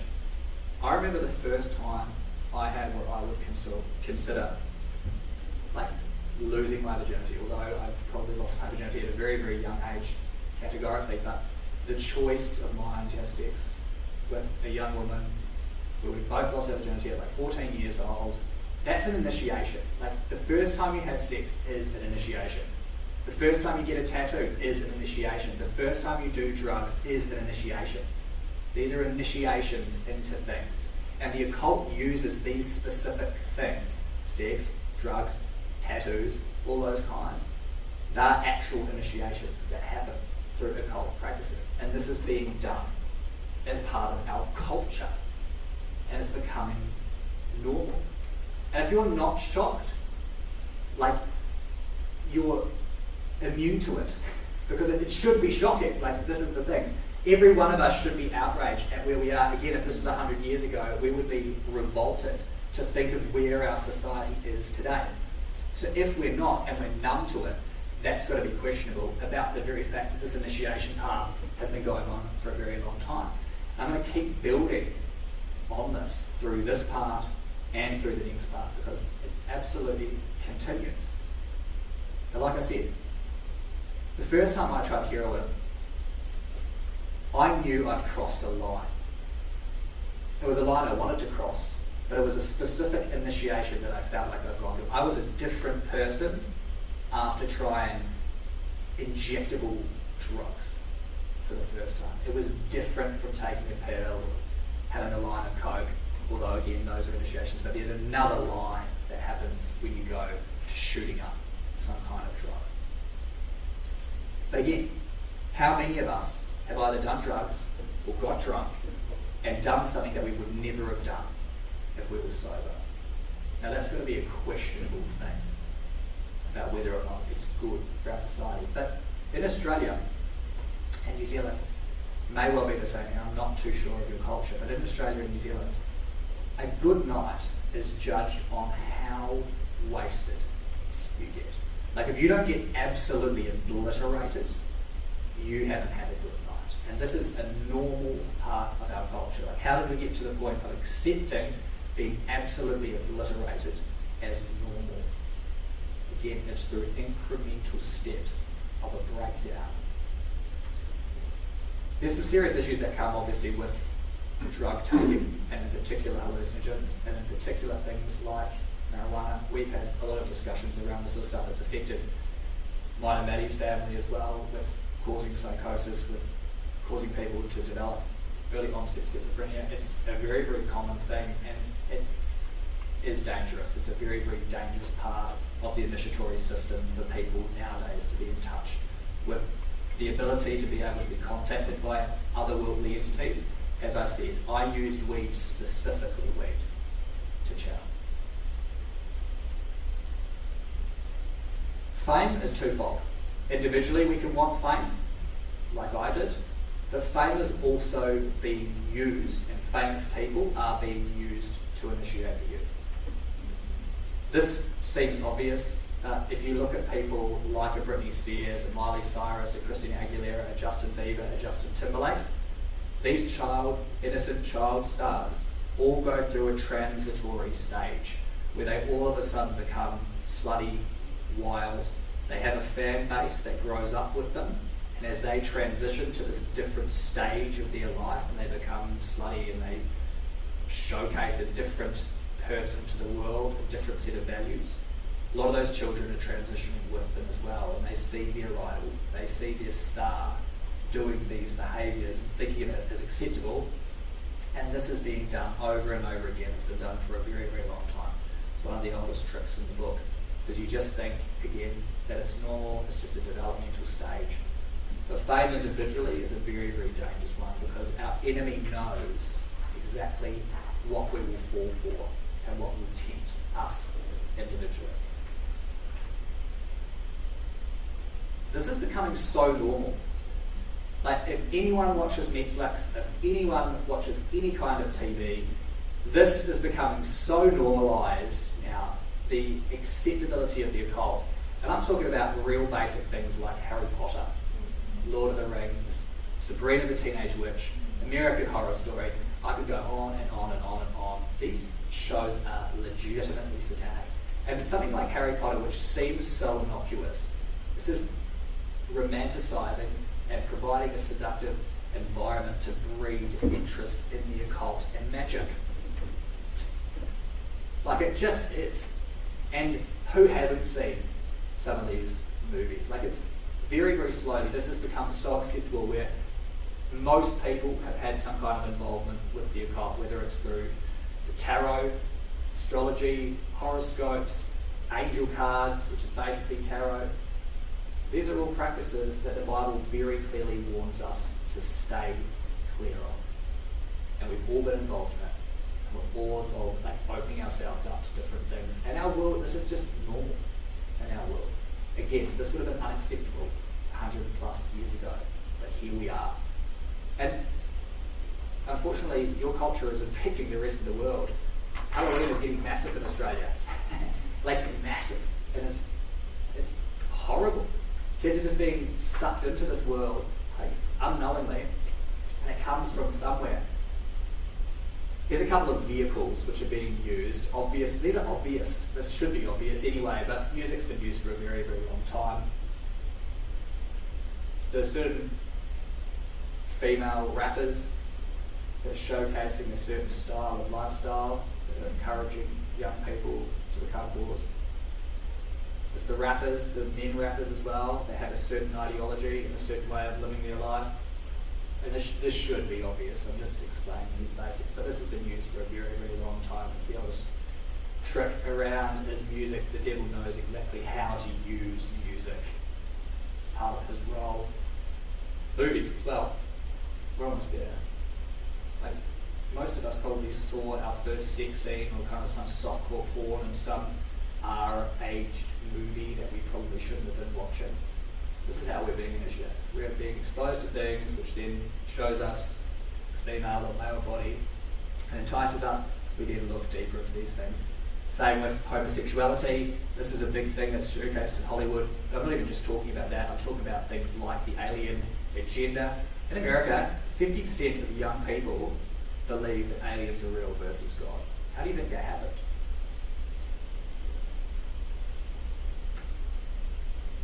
How do people actually believe that aliens are real versus God?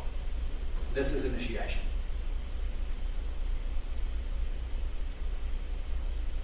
This is a big one. And our country just took a step to make it illegal for kids under 16 to have access to social media. It should have been done a long time ago worldwide. For real. It's so dangerous. We're all exposed to it.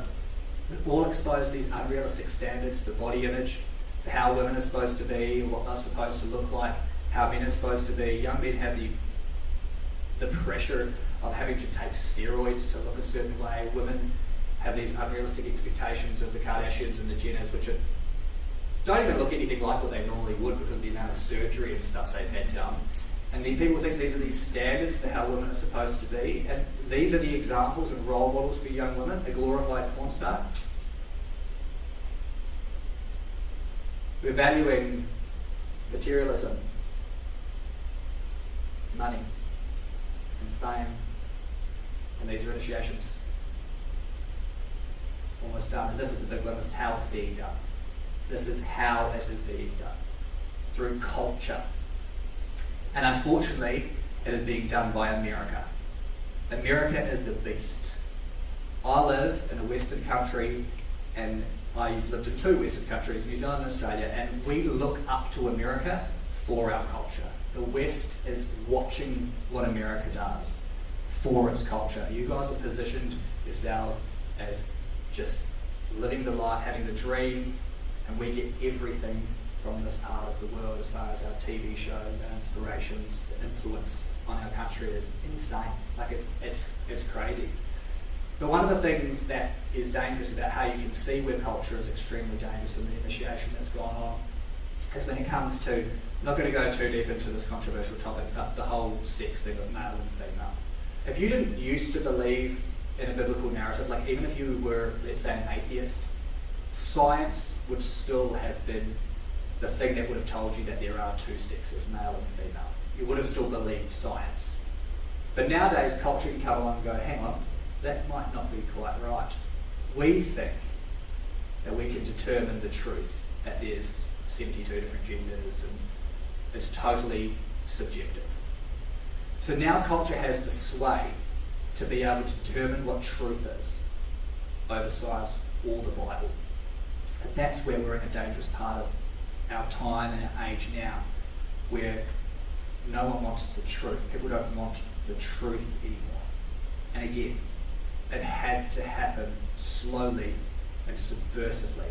It wasn't going to happen overnight. It had to happen through the slow breakdown of our Christian values. And this is where initiation comes in. And probably one of the other big ones as well, which will come down to you and I as believers, is this word here, is compromise. So God hates mixing. He hates mixing good with evil. And one of the things that we can love ourselves into a false sense of security with is thinking that we're not as bad as other people. But sin's sin, isn't it? So, like the word says, just because you haven't committed murder but you've committed adultery, well, you're guilty of breaking the law. So this is the exact same thing. So we need to be obviously not compromising and holding ourselves accountable. This is again where the choice and responsibility comes in for us to individually hold ourselves accountable. And this is what I'm going to go into more in the next part. We're going to come back to what philema means, why this is just so important biblically. So we're going to keep building on this. But I wanted to showcase a very material example, and then we're going to go into the spiritual in the next. So the question then left remains is, I've showcased a few areas. I don't need you to put your hands up, but I want you to think introspectively of any of those areas you might be getting initiated into. That there's certain parts of the world that has some kind of hold on each of us, because in the West, we're not immune to this. And it's subversive. As I said, the enemy whispers. He doesn't stand here and make us do any of these things. He whispers. So are you selling your soul? Because remember, we're all in or all out. It's not on the fence. We're down here to pick a side. And the road to hell is paved with good intentions. So again, it's choices. And that Pied Piper, we'll call him America, is leading us, little rat in the West, to those gates of hell. That's part 2. We'll come back in 15 minutes and we'll go through part 3, which is going to keep building. And I know there's going to be something that's going to be interesting. Have a great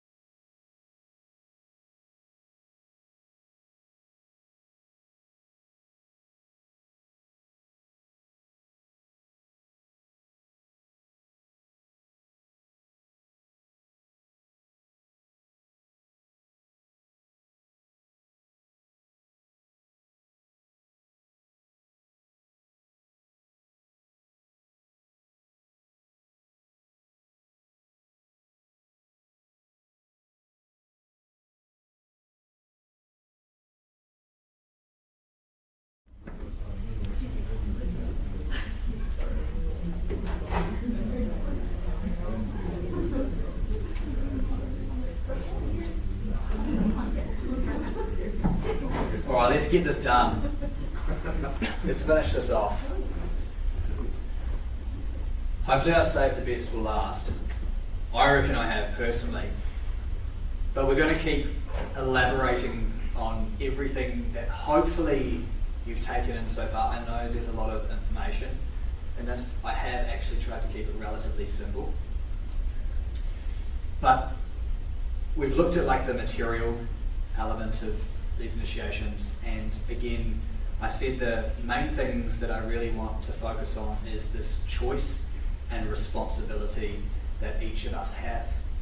So in this last part, part 3, the question is going to be,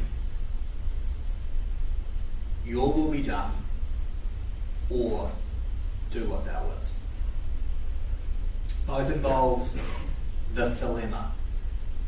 We're going to keep looking into this word and what it actually means from a biblical stance point, and why this is so important, but also why the Satanic chooses this word dilemma to be their key for the religion of Satanism, because it's not by chance. They know what they're doing. Crowley knew what he was doing, and this organisation specifically knows exactly what it's doing. So this moment was Yeshua, Jesus, in the garden right before he was about to be taken to be crucified, and most of you will probably know this story. He was crying out to the Father to take away what was about to happen. And he was desperate. He said, Father, if it's your will, or if you're willing, take this cup away from me. Nevertheless, not my will, not my dilemma, but yours be done. So this is that Greek word. If you go and look in Greek, you will find the Satanic religion of dilemma. This word is here. So this is this purpose that I was talking about, this divine purpose that I was specifically talking about.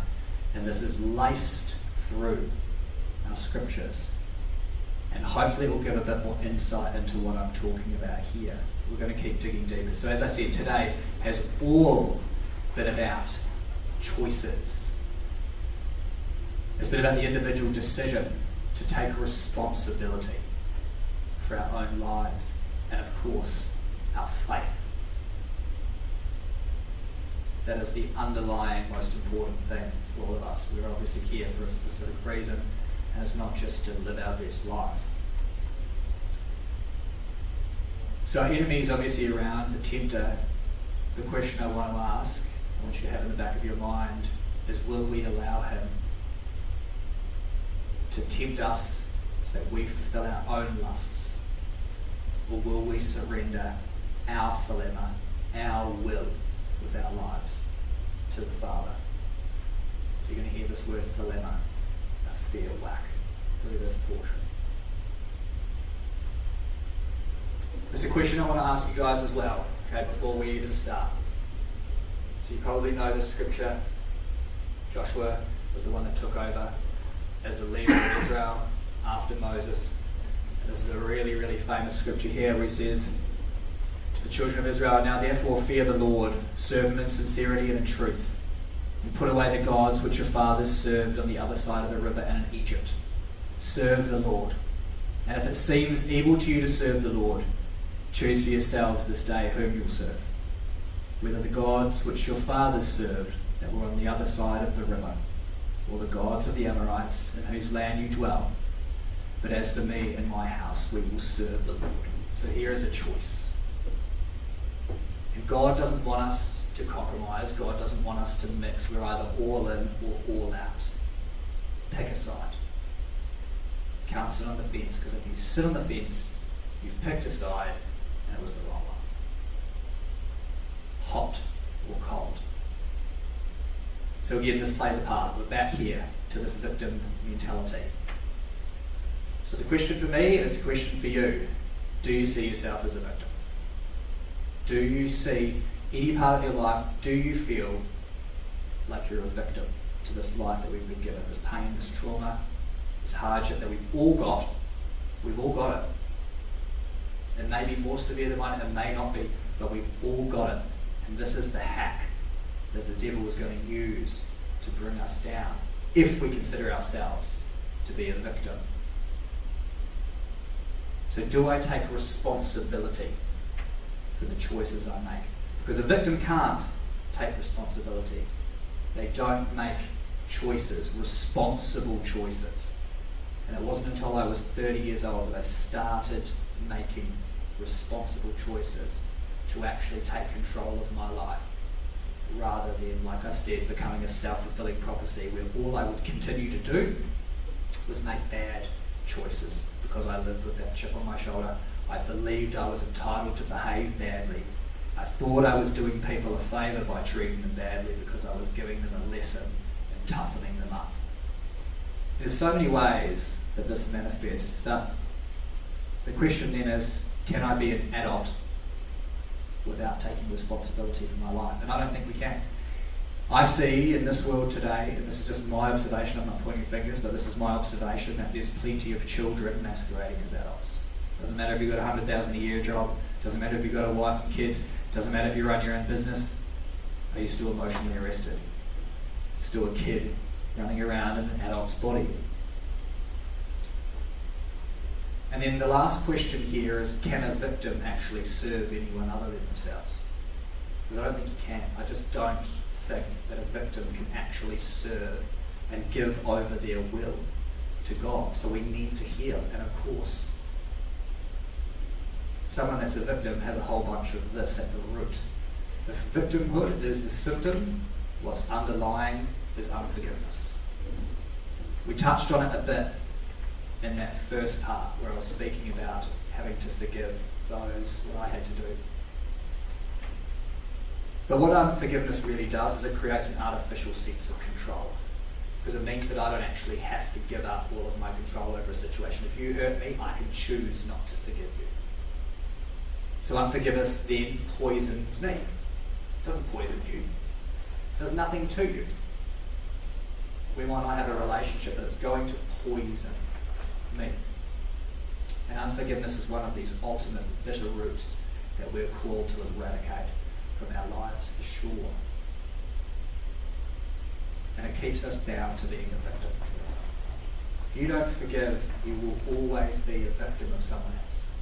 Someone else will always have a hold over you. You will be bound to be a victim for eternity. Hence a child. Emotionally arrested. So can we be forgiven if we don't forgive? What does Yeshua, what does Jesus say? He says that if we don't forgive others, we can't be forgiven. We can only be forgiven if we forgive others. Even in the Lord's Prayer, forgive us this day as we forgive those who trespass against us. It's there, and it's just a necessity. It's a non-negotiable. You want to walk a really, really good walk with your Father. You want to overcome the pain and hardship that we all have on this earth. I would implore you all to really go away and consider whether you actually think of yourselves as a victim, entitled to behave badly. Because I think what you'll find, if you have any of those areas with anyone, even yourself, is there's unforgiveness underneath all of that. They go hand in hand, or as the Masons say, hand in glove. So now we come down to the crunch. Whose dilemma are we going to do? Is it going to be God's will that will be done, God's dilemma? Or is it going to be do what thou wilt? Let's have a look at what that looks like. So the devil's will for us can also be seen as our will. That call to action of do what thou wilt, do what you want to do, wasn't this the hallmark of what Lucifer did in heaven? He wanted to usurp the throne. He wanted to take God's throne. He was the originator, the progenitor of this attitude of wanting to usurp and do his will. He didn't want to serve and do God's will.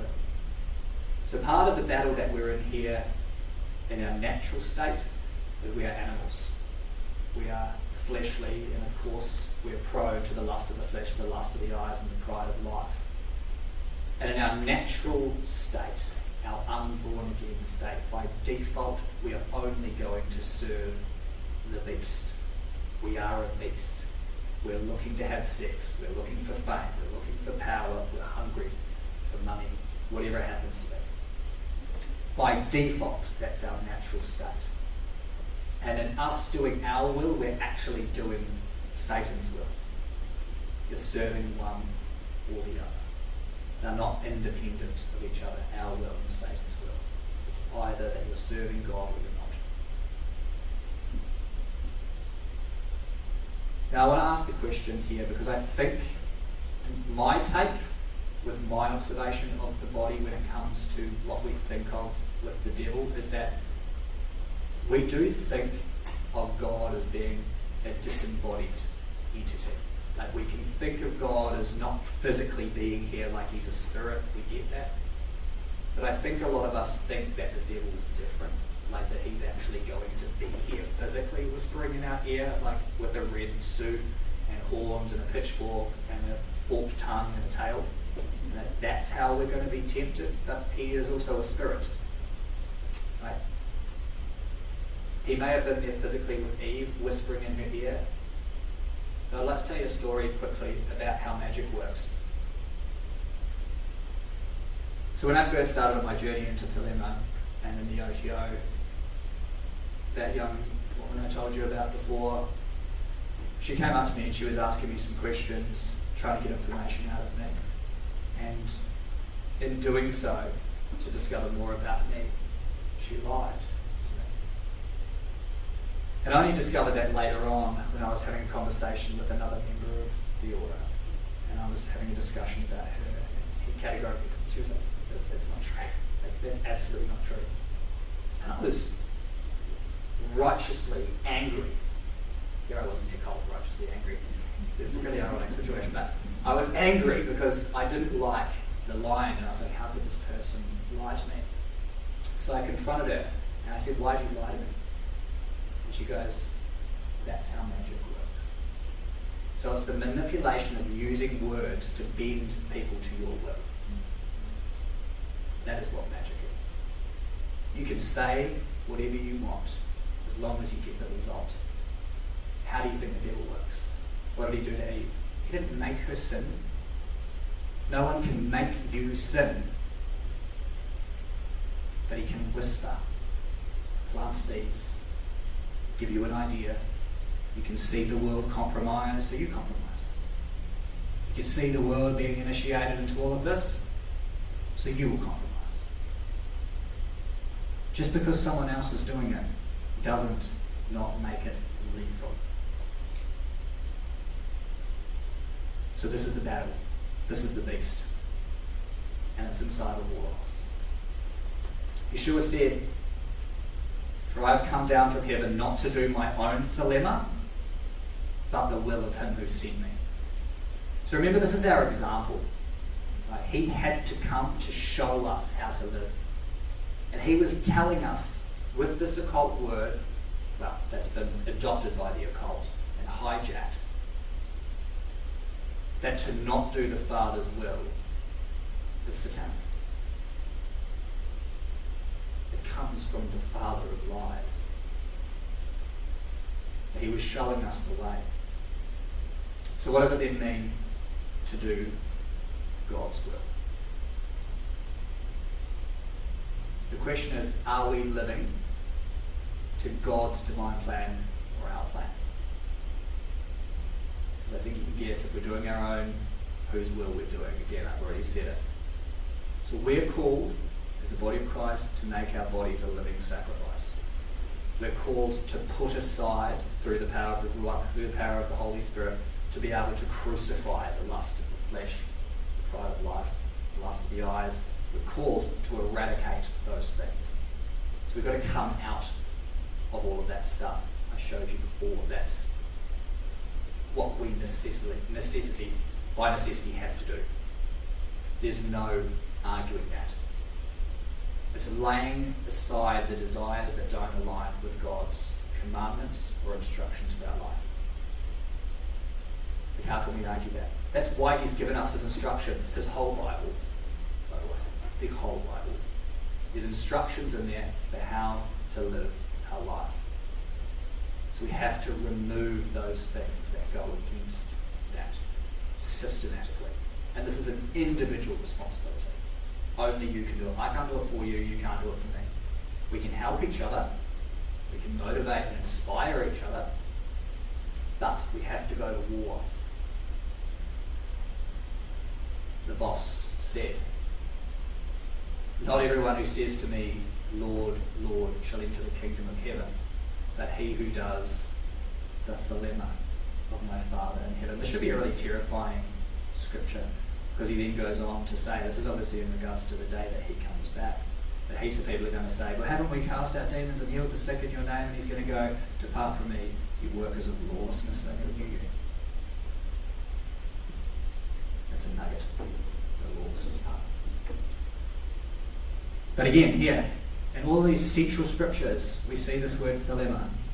Why do you think the Satanic uses this? To encourage us to do our own. Do what thou wilt, I'm becoming more and more convinced is actually encouraging Satan to do what he wants in our lives. The thou can be referenced to God or Satan. It doesn't have to be thou. It can be thou, externally. So it could be a command, magic, do what you want in my life, Satan. So you can't serve two masters. This is the battle. Beast, spirit. They're opposing forces. One wants to rule that nature in us that's unruly. It wants power. It wants to have sex. It wants to do drugs. It wants to get money. But those are obviously in opposition to what we're called to do in the spirit. Like John the Baptist said, right? More of you, less of me. He must increase, I must decrease. Do you think the beast is going to be saying that? The beast is going, I want more. And one's going to die at the expense of the other. They can't live in harmony. One is going to die. Depends which you feed. And the battle is within us. As I said, we're here to pick a side. Why do you think we're here? It's a test. Who are you going to serve? Whose will, whose dilemma will you do? It's one or the other. Get it, you're still on the fence, pick the wrong side. You missed it, Maddie. You're on the origami one. Here we go. John, the legend. Do not love the world or the things in the world. If anyone loves the world, the love of the Father is not enough. For all that is in the world, the lust of the flesh, the lust of the eyes, and the pride of life, is not of the Father, but is of the world. And the world is passing away, and the lust of it. But he who does the philema of God abides forever. Once again. It's their heaps, by the way. This is only just a few that I pulled out. These are big scriptures. And there, again. So it does relate to you. We're almost done. Here's the question then. Is there a difference between faith and faithfulness? Faith can be passive, but faithfulness can never be. Faithfulness requires action. A lot of people can have faith in faith, and it does nothing. There's no transformation. This is where I think one of these scriptures has been absolutely warped. John 3:16. For God so loved the world that he gave his only begotten Son, that whosoever should believe in him should not perish but have everlasting life. Define belief. Because people think now that it means that all you have to do is mentally ascend to go, yes, Jesus was who he says he was, and that's it.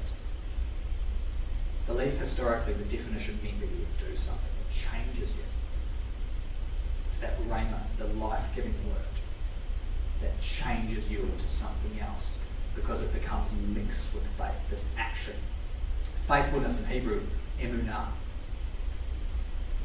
means to act. It's put into practice. So let me ask you, how does my wife know that I love her? Is it because I say I love her or because I do something to show her? Love you.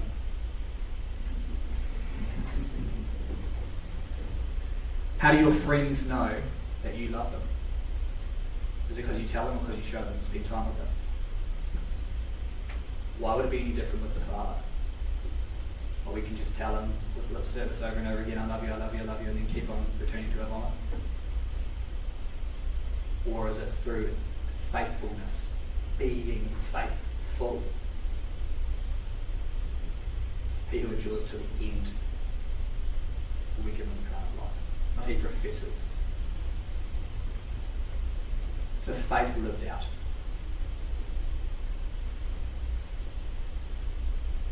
Requires action. As this big dog said, but someone will say, you have faith and I have works. Well, show me your faith without your works, and I will show you my faith by my works. You believe there's one God, you do well, because even the demons believe and tremble. But you want to know, O foolish man, that faith without works is dead. We've heard the scripture before. It means we need to be actionable, to live up to his standards, not our own, because this is the choice of the dilemma. So we can choose to keep going down the same path of the world and what everyone else is doing around us. We can separate ourselves, be those called out, chosen people, the salt of the earth, a light to the nations, to live to the standard that he's called us to live to. Because the days are getting short, and I would have loved more people in this room, but hey, as I said, it's you guys that get to hear the call. And it doesn't have to be a big amount, it never is with God, right? It's a remnant, that's the pattern. Remnant. Not everybody. But he's going to use us. And you know, one of the things that really excites me is that it seems that universally, pretty much the whole body believes this is the end of the age. I think most people kind of believe we're getting very close. I don't know many people at all. I don't actually personally know many that think that we're not. But what's really exciting is if you're a coach and you're going into the final minutes of the World Cup final, who are you going to have on the field? Your C string or your D string lineup? You're going to have your guns, your bombs, your weapons on the pitch for the final minutes as we go into the Great War. But that's important, what I said. There's no circumventing the process of choosing a side. And it all comes down to dilemma. And I hope I painted a good picture of why the Satanic specifically use this to do what thou wilt. I could go so much deeper, but I've only got a limited amount of time. I have to go on Tuesday, so you guys have to go home too. Has anything I've said today been helpful at all? Cool. Take that hand, grab your phone, and please do me a favour. Take a screenshot, get that QR code up. This is going to take you to a quick page which is going to give you an opportunity to leave me some feedback, and that would be massively helpful to me. It's not for the venue or anything like that. It's for me. Come close if it's too far away. Just going to ask you some multiple choice questions, and then you can leave me a bit of a comment, which is it helps me get more speaking gigs. It's got my social media stuff on there as well. If you guys want to follow me, that would be awesome. I'm trying to create a bit more of a community. We're going to need each other. So follow me, Instagram, YouTube, whatever. Do that. It's going to take 4 minutes. I'm going to play a song by a brother of mine. This is an awesome song. You can listen to it at the same time.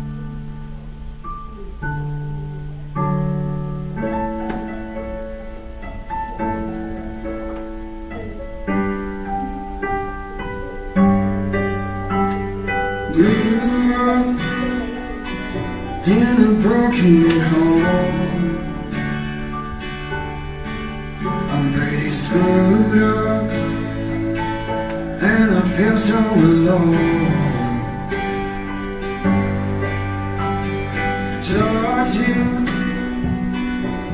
believe what I pray, but you often, I don't carry the faith.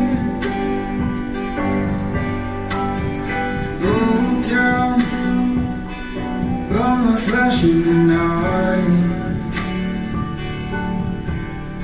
Can't sleep now, and I'm not alright.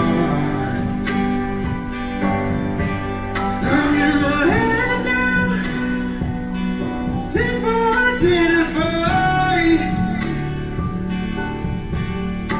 Can't quit now, I don't run out of life. Oh, in my heart. Oh, this life is ripped apart. Oh, help me understand.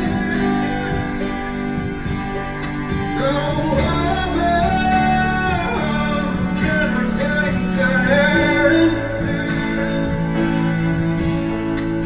Reflecting in some broken glass. It's not clear how to face my past. Told to bury it in just being man, but deep down they don't understand. Oh, are you there? Oh, I'm coming to you, babe. Oh, can I still come home? No, I'm tired of being alone. Somewhere along the way, you heard every word I prayed.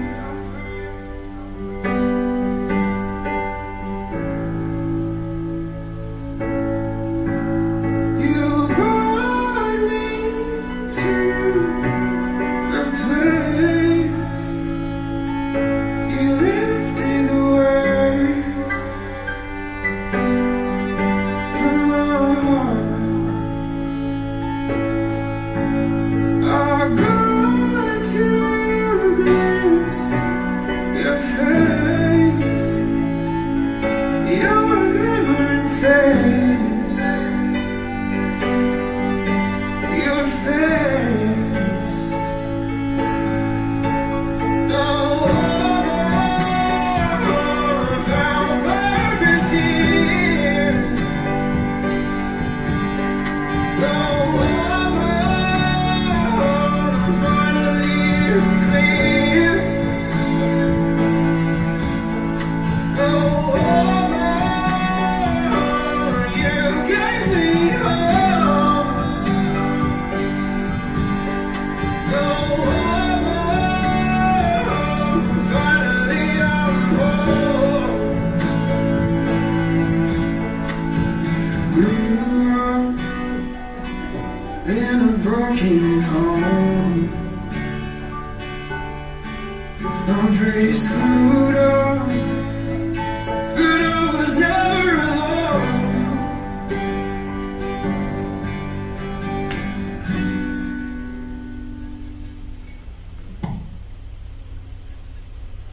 Thanks for doing that. It does genuinely help me, and I really appreciate it. I'll check that out. That song's good. I really appreciate that, brother. So, here, we're at the end, pretty much. You know, like, the thing I was thinking about just then, during the song, was encouraging to see brothers and sisters around the world. There's plenty of us in Australia too.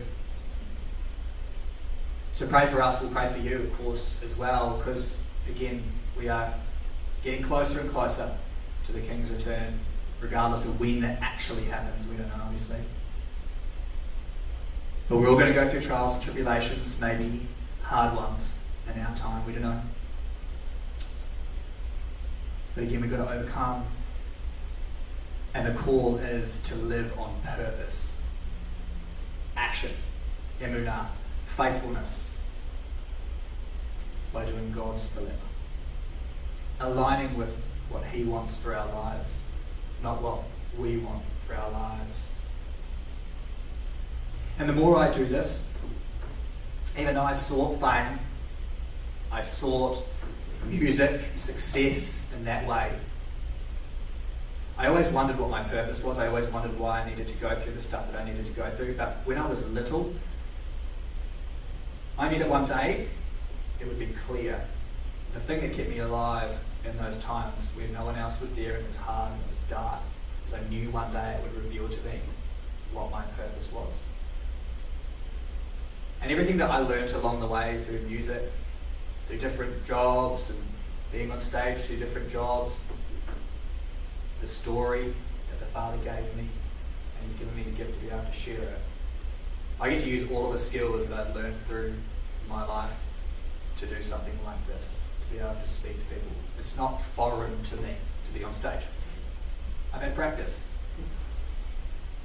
And one of the hardest things when I first came to faith was I was like, what is my purpose? And we all kind of struggle with that, I think. Like, what is my purpose? And I realized that although I don't necessarily know what your purpose is, and I'm still discovering mine, and I think we all will until we get to the end, it's going to continually be revealed to us over and over, is that when you come to faith, if you're a lawyer, let's say, you're not all of a sudden going to be called to become like some flying doctor. Like you're going to utilize the skills and the lessons of your life. Your purpose isn't going to be foreign to you. It's there. You might not see it yet, especially young boys. Like you may not see it yet. But the lessons that the Father's giving you and the specific talents and gifts and insight that you're developing along the way from the specific lessons of your life is what then makes you an authority to speak. Like I can speak on this stuff because I've been through it. I'm not talking about something foreign to me. And I have insight psychologically because of the stuff that I've been through that no one that studies is going to necessarily have other than theoretically. So He's going to use what you've been through if you're prepared to be used. And now more than ever, this world's in a dangerous place and He doesn't need us. Well, He doesn't need us, but He can use us. This plan's going to happen one way or the other. And one final thought is that there's actually no war. Another misconception is that it's like the devil has a chance. He's fulfilling a role. There is no battle. He's cooked. His time's up. Whenever God says, like, there is no battle, He's wrecked. He is literally fulfilling a role, and His role is to test and sift us. He's got a role to challenge us so that we can become fortified and that perfected metal that needs to go through fire. You know that to get pure gold, it has to go through the furnace over and over and over and over until all of the rubbish metals is removed from it. You've got to embrace these trials. Now, if there's anyone that wants prayer, you want to chat, you want to hang out for a little bit, there's some resources for discipleship. Rich, Kelly are here. There's plenty of people here. You guys want to talk or anything? I'd love to have a chat with whoever's keen to stay back, stay and have a bit of fellowship. Been an awesome opportunity for me. I really appreciate you guys coming out. I want to say a couple of big thank yous. First of all to you, of course, everyone who's come. It's a big lot of time for your Saturday afternoon. Appreciate video, appreciate the venue. Appreciate your coming, hanging out with us. Boys, Seth, Caden, thank you for what you guys have done. Kelly, Rich, obviously. Massive thank you. Let's give them a round of applause for putting this on.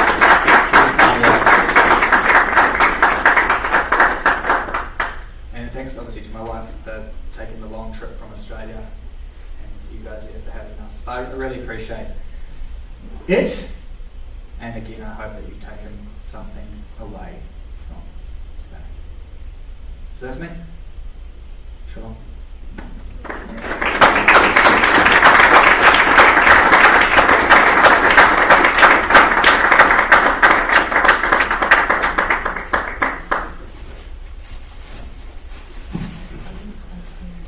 All right, I've got my composure again. I wanted to say thank you. Just to add, thank you so much. Thank you for coming out here. Thank you for taking the chance. And more importantly, this has been a great reveal for myself.